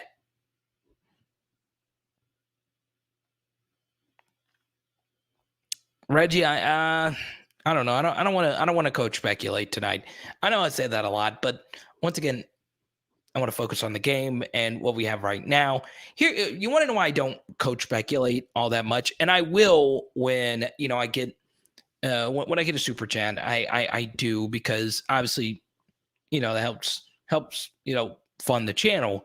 The reason why I don't want to do too much coach speculation, because when it actually happens, and if it actually happens, that's going to be all we talk about, right? So, if you go look at studies, I've read different studies on this. Some people just want to talk about one thing. Yeah, the thing about that, though, is like I get fatigued talking about coach speculation. I do. Wait, what did Cody say? Oh, going to the Florida game this year. Going to be my first Saturday night at Tiger Stadium. Can't wait. So let me help you out, Cody. I do want to go over one thing with you, Cody, real quick. Let's see this really quickly. Let's go to week 4. Okay. Week 5, we play Auburn. Week 6, we play Kentucky. And then week 7, we play Florida. So it's Saturday, October 16th. So, Cody, when week 5 comes around, you need to pay attention at what time the game will start. Okay, so this was why I said the Central Michigan game was a really good game to go to, because you knew for sure the game was going to be at night. I'm not sure if this Florida game is going to be at night, because let's see who the lineup is for that week, Cody. I I'm not gonna lie, Cody. That one looks like it's going to be the CBS 2:30 kickoff. I hope it's not. I hope it's a night game. But that week it's Kentucky, Georgia, no. Bama, Mississippi State, maybe. Auburn and Arkansas, maybe. Vanderbilt and South Carolina. I think they would want. I think CBS is going to want that Florida LSU game because of the juice behind that. Jared goes to every Florida game. But Cody, the one thing is you better hope Grant is right, because if LSU does suck these next couple of weeks, this game will for sure be an 11 a.m. kickoff. Well, actually, no, not for sure. There's some bad SEC games that week. It could just be ready, Cody. It could be a 2:30 kickoff. Just be prepared.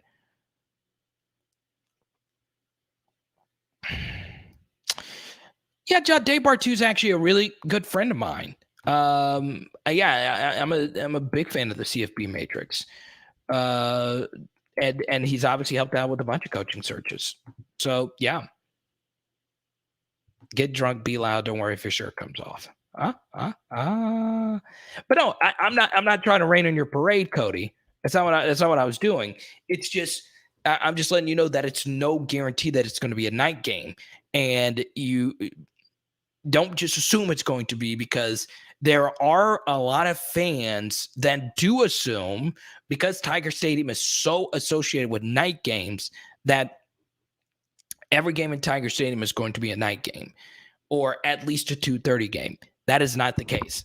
That is not the case. I just hit my microphone because I'm an idiot.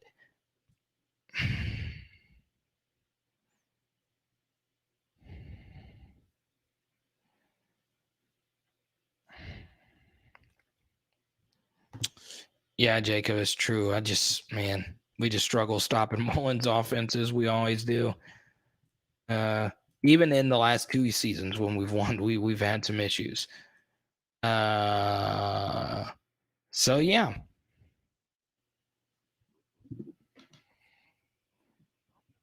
Let's see.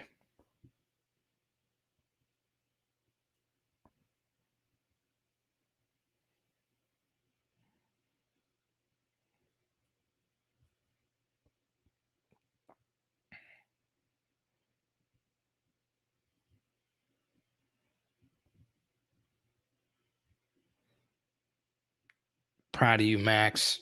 Proud of you. Oh, they scored again at the half? Ugh.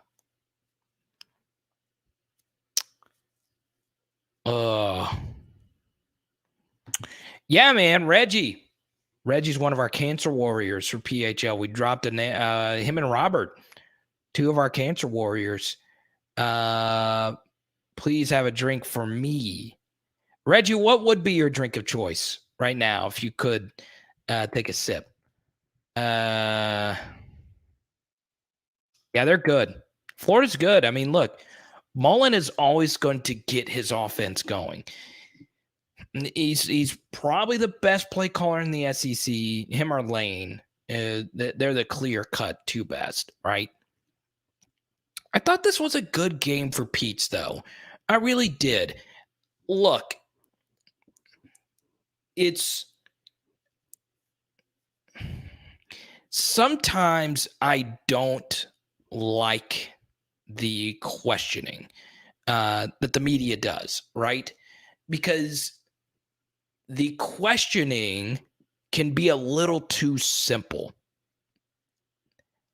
I wish, and I'm shocked that there's no one that does this, okay? So at most SEC schools, coordinators are available to the media. And once again, I'm not taking a shot at the media. They do a good job, the beat reporters or whatever. I think the most interesting question of the night would have been to either Ed Orgeron or Jake Peetz, right? Because last year you did return a lot of skill guys that were older, okay? And tonight you made a definitive decision to really turn the page, bench some of the older guys, and start the younger guys, okay?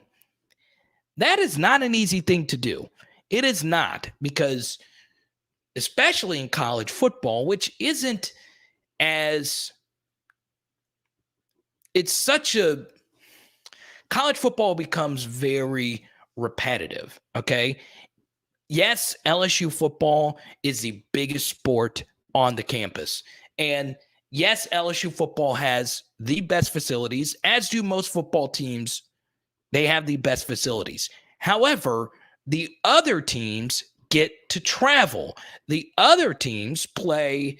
There's a lot of the athletes that play other sports that play for different teams in the offseason. They play in different leagues and national teams and all these different things.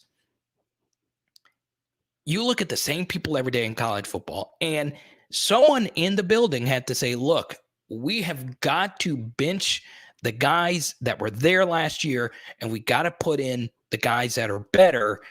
You know, it was a big decision. Now, I would have liked to have known who made that call.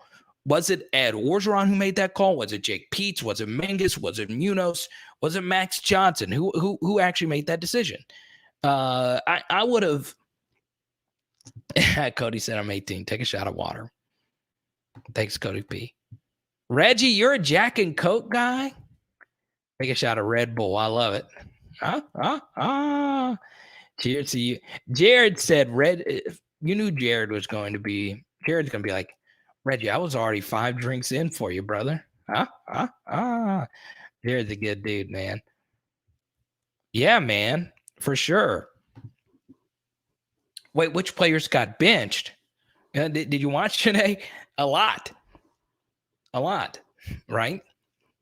So all the experienced wide receivers that would normally get reps outside of Devonta Lee, legit, Deion Smith took all those reps. BTJ took those reps. Bech took Cole Taylor's reps.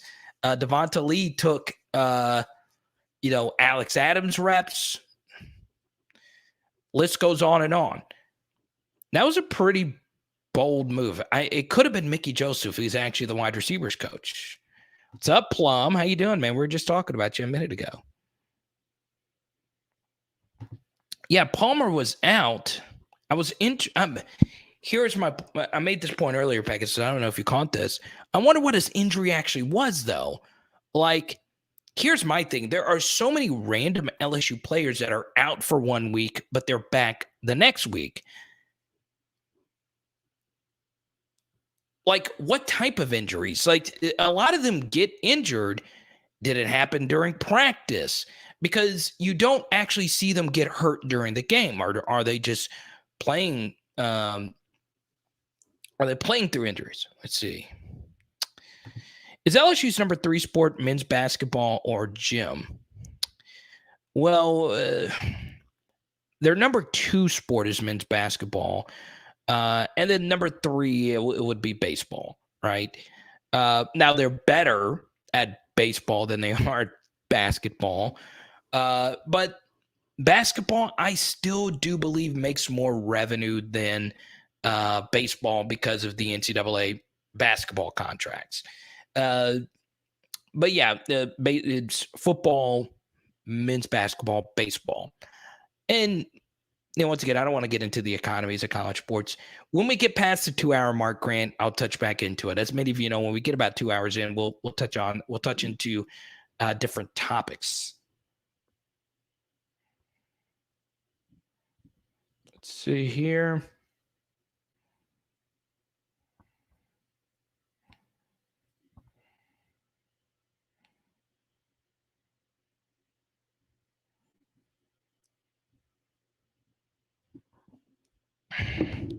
Let's go to Plum. KINER's clearly our number 1 back. Yeah, basketball's going to – I'm pretty sure – I'd have to go look at those numbers again, Grant. Kane, that's the thing, right? We don't know. We don't know. We don't.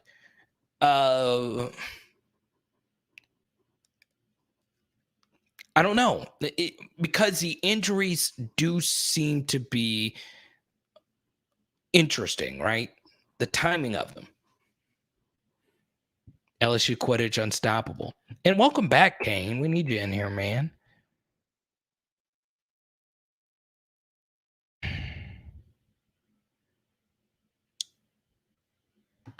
Wait, I thought Jordan Rogers was saying the opposite, LJ. I thought Jordan Rogers was saying the I thought he was saying that the run game or establishing the run game is overrated. Open tackles and assignments on defense look way better. Communication between the players is also better. So this was also very interesting. So LSU's play action tonight was very effective. And it's interesting that it was effective because LSU can't really run the ball. Now, there was a study done on this. Once again, it's at the NFL. There's not as many deep analytical studies done on this. But actually, I want to share with you two. I'm going to share with you two different analytical studies that were done. And I want to cite these people correctly. Tej, once again, we keep citing this Tej guys and fantastic. And then there's a guy named KINER Analytics. Two different studies that involve LSU. So the first thing is that their study shows that there is no real correlation with run game effectiveness and play action. So in other words, your play action may work better if you can run the ball, but play action fakes still are effective tools for your passing game, even when your running game sucks. And LSU is a perfect example of that tonight. Their RPO game was killer. And if I was a defensive coordinator and I was watching LSU's offense, I would do exactly what Arkansas's defense does and just play 5-6 man boxes and force them to run on you every single time. I'm still shocked that Central Michigan and McNeese's defense decided that this was a good game plan. I would run light boxes, 5-6 man boxes, and make them beat us through the ground. Don't let them throw the football. So that was my first thing. That was the first study. This was also an interesting study, and it does go along with running the play clock down. Okay, so KINER Analytics figured out that offensive lines. Now, this was interesting, and I wanted to touch on this tonight. Offensive lines do give up more pressure when the play clock goes down, okay? So pass protection was better tonight, and we did not have as many plays that we ran the clock down all the way down to the end.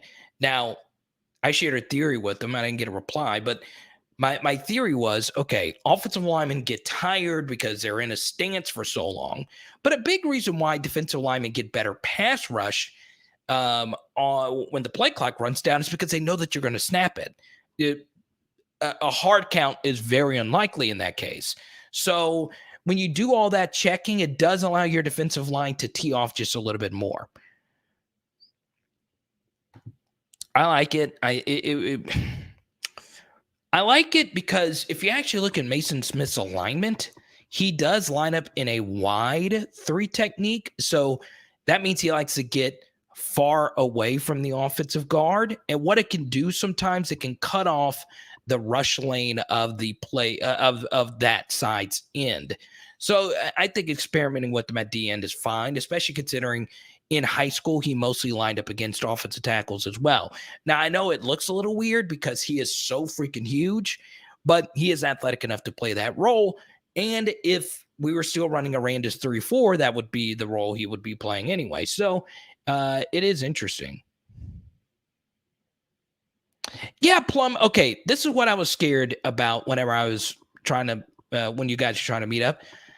The Rose Bowl, it does take a long time to get in. I was media, and it took me a long time to get in when I went, Dwayne, the Cash App King, what's good, man?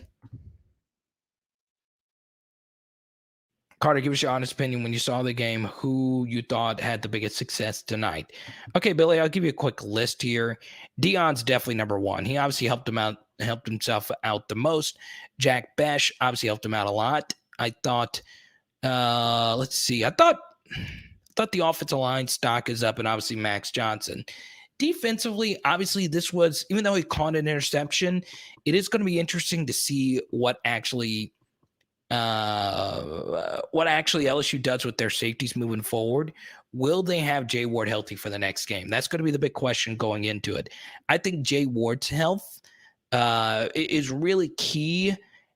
I'm not so sure, even though LSU is deeper at defensive end, I'm not so sure if it's as big of an issue as Andre Anthony, because Andre Anthony is playing at an extremely high level, and I hated to see that he went down tonight. I really do. But yeah, all three of Central Michigan scores came from 3 single blown plays. We didn't really allow them to sustain a drive. That's true, Jake. We just got to clean up those big plays. Exactly. Both good and bad to take away from that. Let's see, are there any good late night games on? Tulane's getting blown out. That is an absurd amount of points right there. Okay, Arizona State, BYU's late. Okay.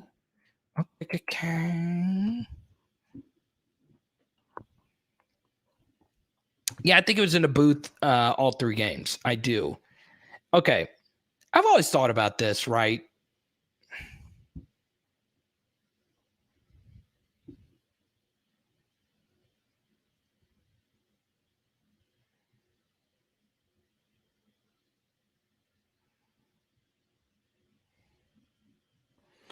And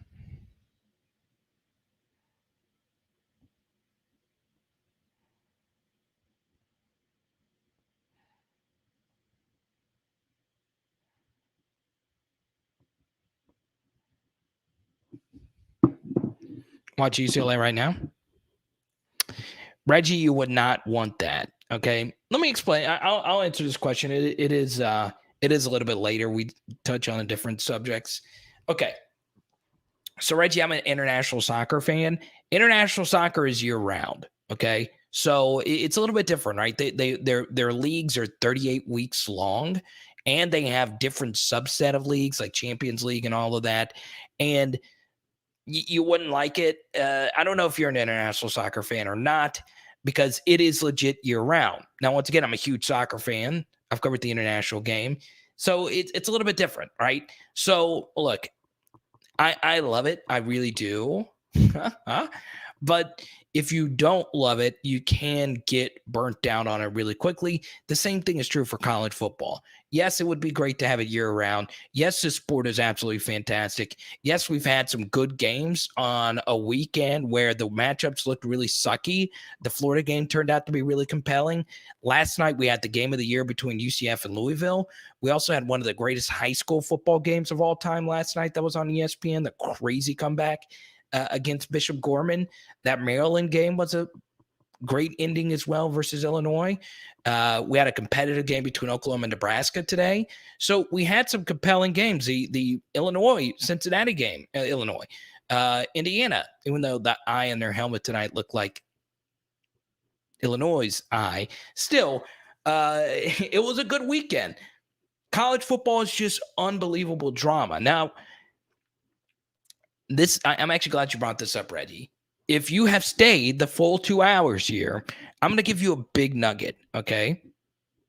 Yes, so Pegasus is actually a big soccer fan as well. I'm a Liverpool fan. We won today. We didn't play our best. 3-0. I'll take it. Mo Salah, he took his shirt off. I'm not going to do it because he has abs and I am very hairy and chunky. So still, Jack Bech, he does have that swag, man.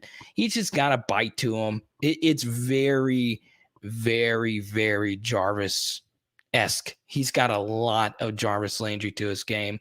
Could just be the jersey number match. I like wide receivers that wear numbers in the 80s.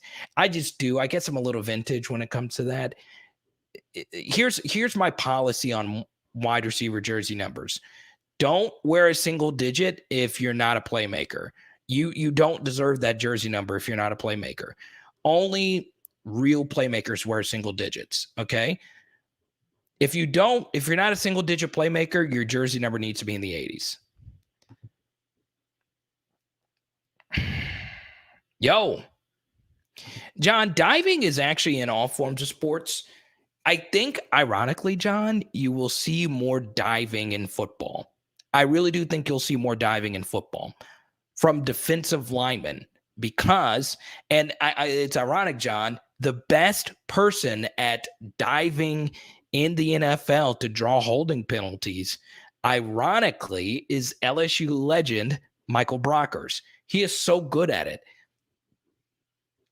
When there is a slight chance he's getting held, he will flail his arms in the air and get a call. He did it against the Saints a few years ago in that game. Breeze got hurt. He killed us with those. He got us like once or twice. So you will see more gamesmanship. Now Pegasus, come on, the diving's bad. It's actually better in the women's game. That's part of the reason why I like watching women's international. They don't dive. Plus, in women's games, you can get some really nasty goals in that game. In the women's game, it's so good. And shout out to LSU, the number 6 ranked team in the country. You know what, AP? I'm glad you mentioned that. Look, Devonta Lee fans have torched me for not talking about him more on this channel.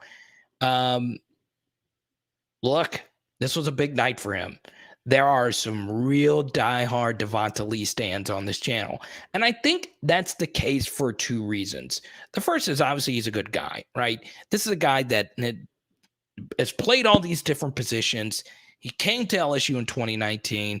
He is this high school phenomenon because he was just a do-all-everything player. And he finally got his shine tonight. And he had a cryptic tweet where he said, I got to do what's best for me. And then he gets his opportunity to play. I'm very happy for him. Also, I think a lot of people in A-Meet really freaking want someone good for LSU simply because people look down. LSU fans look down on the city for unfair reasons because the best players from there go to Bama, or their best player this year is going to Mississippi State. But still, I get it. I totally get it. I totally get why it's a big deal for our viewers in that region and the surrounding region to see Devonta Lee do that, because it's kind of been viewed as like this Bama city. No, it's still an LSU city.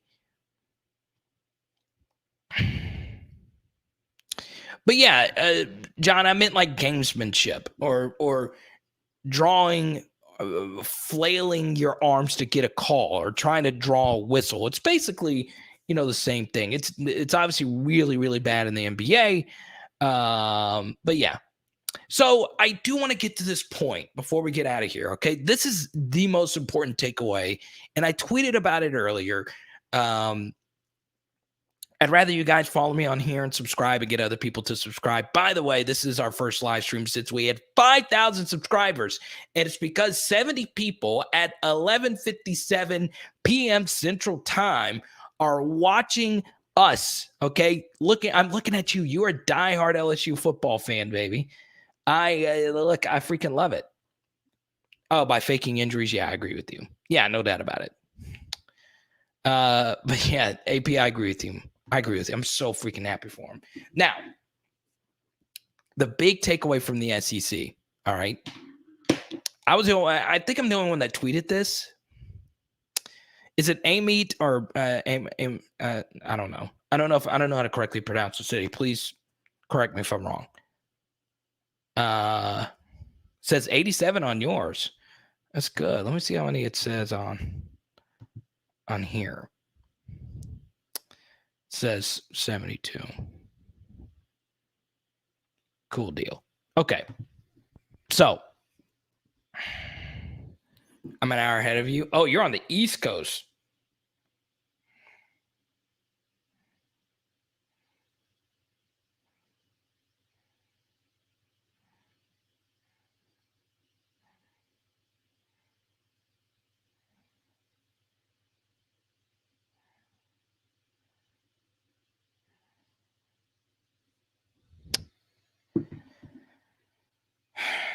AP, it shrunk tonight.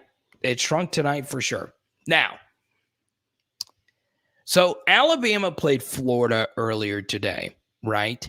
And Alabama was in a dogfight, right? So here's the thing. If you're an LSU fan, you need to scream this to the high heavens, okay? Now, you guys know I am not the LSU media member that craps on Nick Saban's legacy. I do the exact opposite. He's the best coach in the SEC, especially after Urban Meyer left, by such a wide margin. It is sometimes hard to fathom. It is ridiculous what this man has been able to do. However, today was not necessarily a vindication for someone like me that has been pointing this out for a long time. It is viciously unfair that LSU plays Florida every year and Alabama gets to play Tennessee every year, and they get to avoid playing Florida and Georgia unless they play them in the SEC championship game, which is a completely different setting than actually having to go to their venue, okay? Now, once again, Alabama deserves a lot of the credit for their success, but today is proof that Bama, as a 14.5-point underdog, was a missed extra point away from going into overtime, or a missed 2-point conversion away from going into overtime, right? The game went down to the final play. If you're an LSU fan, you really need to hammer this home. Now, I understand that we're getting 2 more teams to the SEC, which is going to force a change in the schedule, but today was such a massive day for the SEC because Bama has been skating by on this for so long. And it's not just Bama, it's Texas A&M who gets to play South Carolina every year, okay? So if you're an LSU fan, or if you just happen to be a Florida fan, or you just happen to be a Georgia or an Auburn fan, it's unfair, okay? This is why I've done 1,000 different videos on this subject. It could just be me talking to myself. But still, that is the biggest takeaway from today. Not us beating Central Michigan, okay? We were supposed to do that. But I was like many of you. I was like, okay, Alabama 21-3. It's a little bit different when you actually have to go on the road and play someone that has similar athletes as you do. Now, Alabama's athletes are better, but how many times a year does Alabama have to go in a true road environment and have to play teams of that caliber? It's not that often. It is not that often that is the case, okay? So, yeah, I mean, Alabama's lucky, okay? Alabama's really lucky that they get to play Tennessee, and Tennessee has been so bad. So bad. They're bad now, okay? But this is a point.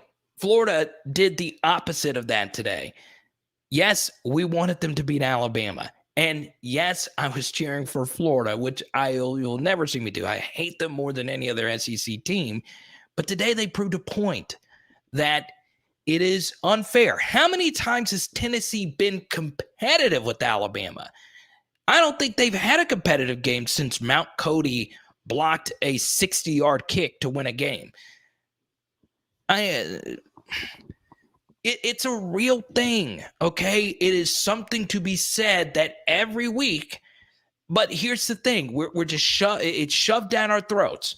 Well, we got to preserve the Alabama-Tennessee rivalry. No, you don't. No, you don't. It's not an important rivalry. It's not. It might be if you're over the age of 50, or it might be if you're an Alabama or a Tennessee fan, but it's not, okay? There's only some rivalries that you can preserve, and that's not one of them.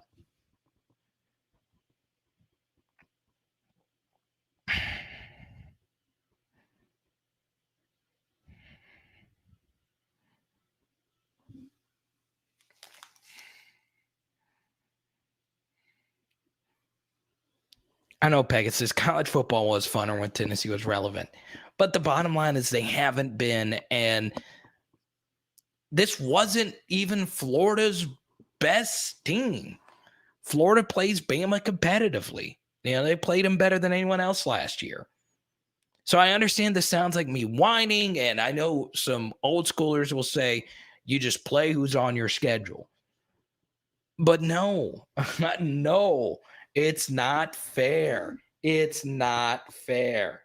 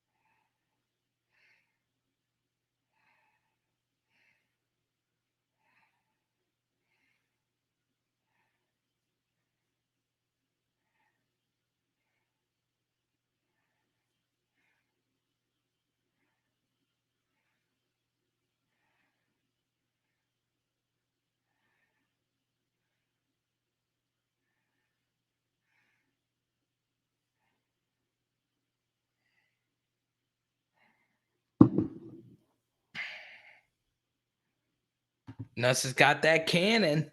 Tyler's the president of the Nuss fan club.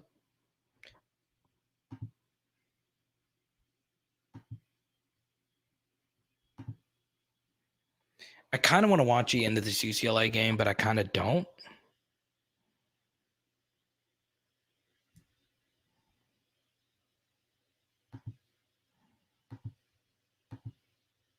Oh, I want to pull this up real quick.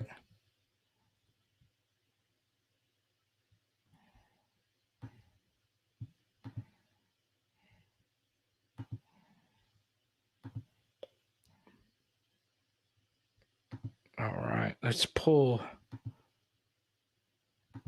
Let's see. Share screen. Share screen. Share screen. Chrome tab.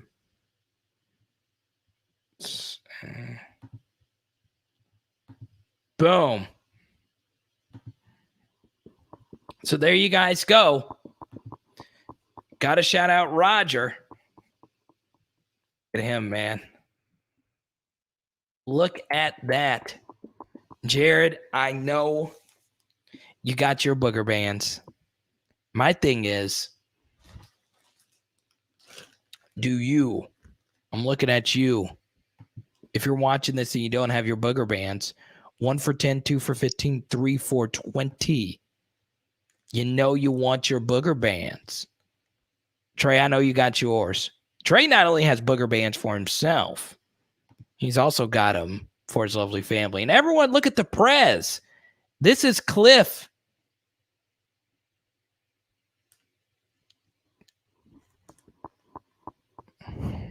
If y'all want to see what Cliff looks like, this is my cousin right here. Y'all know Cliff, the president of PHL. That man. The diehard LSU football fan right there, baby. Let's go. Yeah. Cliff at the game. That's a good point right there.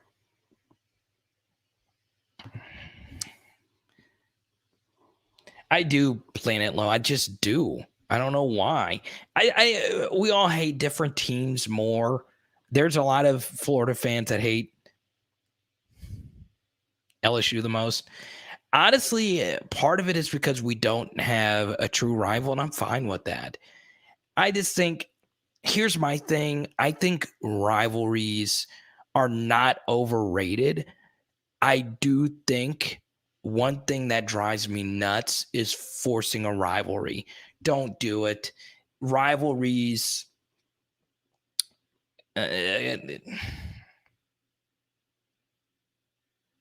Rivalries just need to be fluid. They need to just be their own thing. You know what I'm saying? You know what I'm saying? Rivalries just need to be their own thing.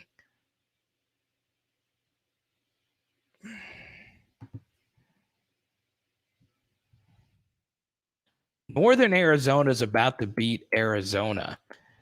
On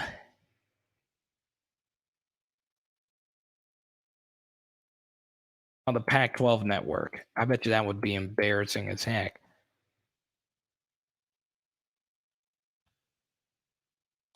Got a few scores here.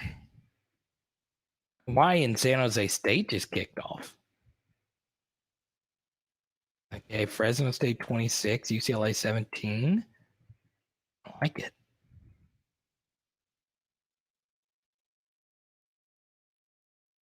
Are these just...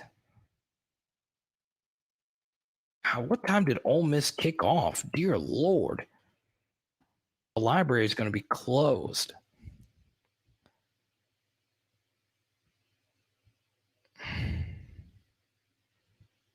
Planet Low, you do not want that to happen. Yeah, Durante's done a good job last couple of weeks. I got to give him some credit. I am a little worried about the scheme, though, against a few better offenses. But if the defensive line dominates the way they've been dominating, they should be fine. Even then, I'm a little skeptical. Oh, it got delayed for a little bit? Okay, that makes sense. I thought Jake had a good game tonight. Obviously, I would like a little more fluidity as far as, play calling is concerned, as far as getting the plays in. But tonight was a better game from Jake. Yeah, Pegasus, that's basically it. It's kind of hard to hate them. I don't know what there is to hate other than their greatness. And then that just gets a little petty.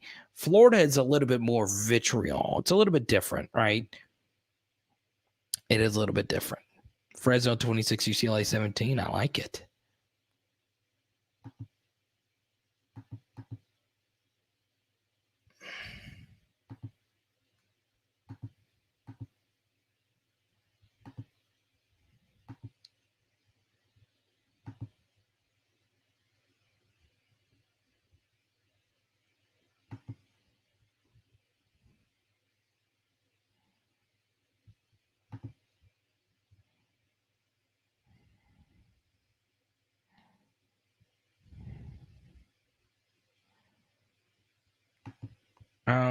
Yeah, that's recruiting though.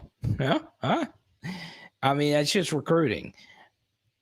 This is going to sound crazy. I get a little salty over recruiting losses. Like I said, for the UCLA game, I was really ticked that we lost Kenny Young to UCLA. And that was a class of 2014 or 2015, the linebacker. I think it was 2015. And, I'm still salty. There's still some guys I'm salty about. Obviously, Devonta Smith winning a Heisman for Bama is always going to be something that's like, kind of sucks. But ultimately recruiting just comes down to whichever kid wants to go wherever he wants to go. Whether or not that has a monetary attachment to it, I don't care. I just don't get mad over recruiting losses. I just don't. I get bothered when the recruiting classes are not as good as we thought they were going to be. And I also shared this with you as well. Low. I've been doing a deep dive on recruiting metrics, right? So obviously, LSU, you're going to hit on more 5 stars. I mean, more 5 stars are going to turn out to be good players. And then obviously 4 stars are more often going to be better players than 3 stars and so on and so on. So recruiting does matter. But I will also tell you this, Planet Low, you would be shocked when you actually just do a raw count of how consistent your hit rate is as far as which players actually do succeed and which ones don't. Normally, LSU is hovering anywhere from 45 to 55% in every single recruiting class. Sometimes it's a little bit north of that. Sometimes it's a little bit south of that. But by far, LSU's best recruiting class of all time is the 2017 recruiting class, where they hit on a whopping 66%. So 2 out of every 3 kids that they recruited turned out to be good football players. to really, really good, because not only did you hit that, you had 4 bona fide superstars and 7 superstar-ish players in that class. And that is an absurdly high number, considering 2 of those guys were 3 stars and below. So, when you look at recruiting, I just don't get too caught up in, oh, well, so and so went to Bama or UCLA or excuse me, or wherever. I don't give a rip. Kids are kids. They're going to go where they want to go. However, what will get you riled up is different things. Like, part of the reason why, Florida was so rough for me was when I went to Gainesville, the trip was very raucous. It was very vitriolic. In Tuscaloosa, I was never really treated all that bad. And I went there 3 separate times for games and a 4th just to visit the campus, and I was wearing an LSU shirt. It's not that bad. It's not that bad. And that's fine, Jared. That's fine. Oh, Cody Orgeron got popped today? I hope he's okay. Let's see. Oh, man. The Jedfish era is about to start 0-3 at Arizona. Oh, man. Well, all right, guys. Get your questions in now.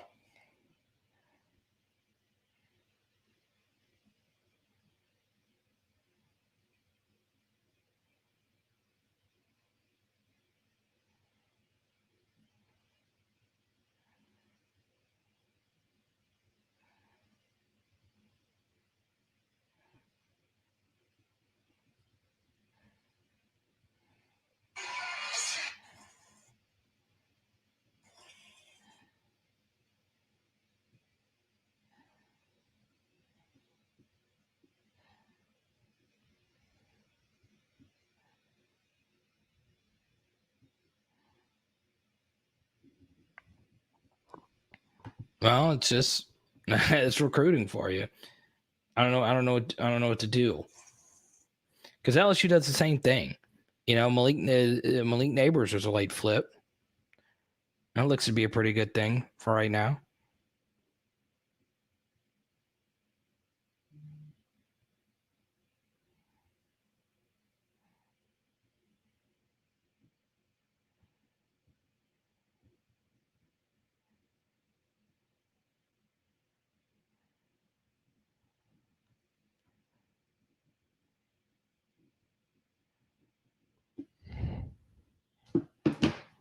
Goodwin was a late flip as well.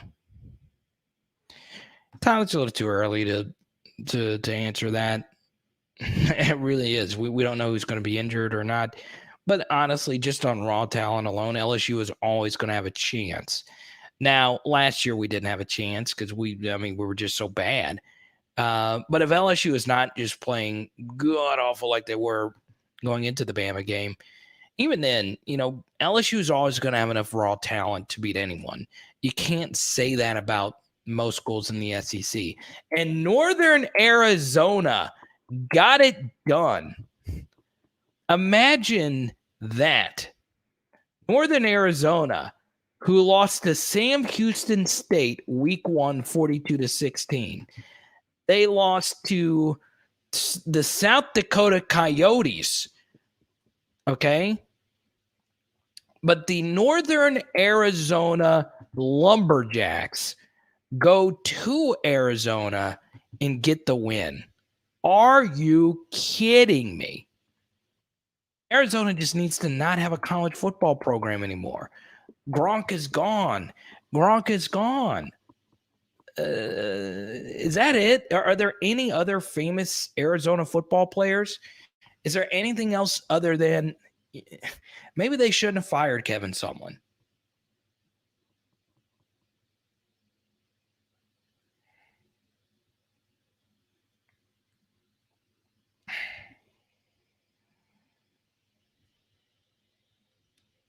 I mean, really?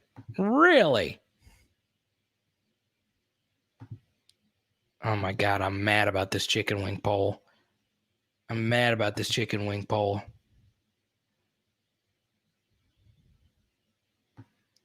I'm really mad at you guys about this chicken wing poll. Nick Foles was an Arizona Wildcat. That's true.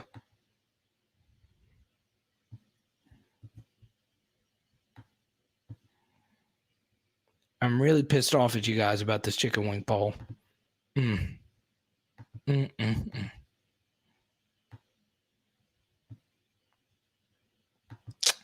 All right, guys. Since we have not had a super chat in a while, dude, lemon pepper is boring.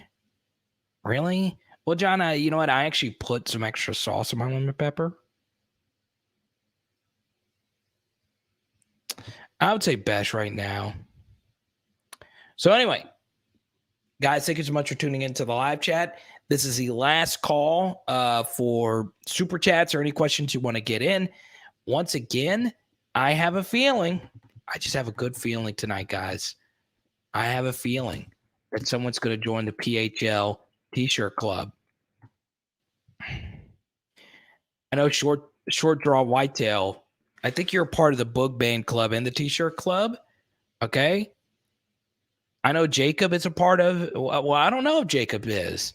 I wonder if Sip G is a part of the T-shirt club. You guys, it's the most shirt of all time. Of all time. Yeah, Deion Smith did have a good game tonight. Look at this shirt. You know you want it, baby. Look at that. Look at that right there. It'll make you look thin. I'm chunky. I'm chunky, and this looks good on me. You know you want it, baby. You know you want it. So go on ahead. You know you want it, baby. Also,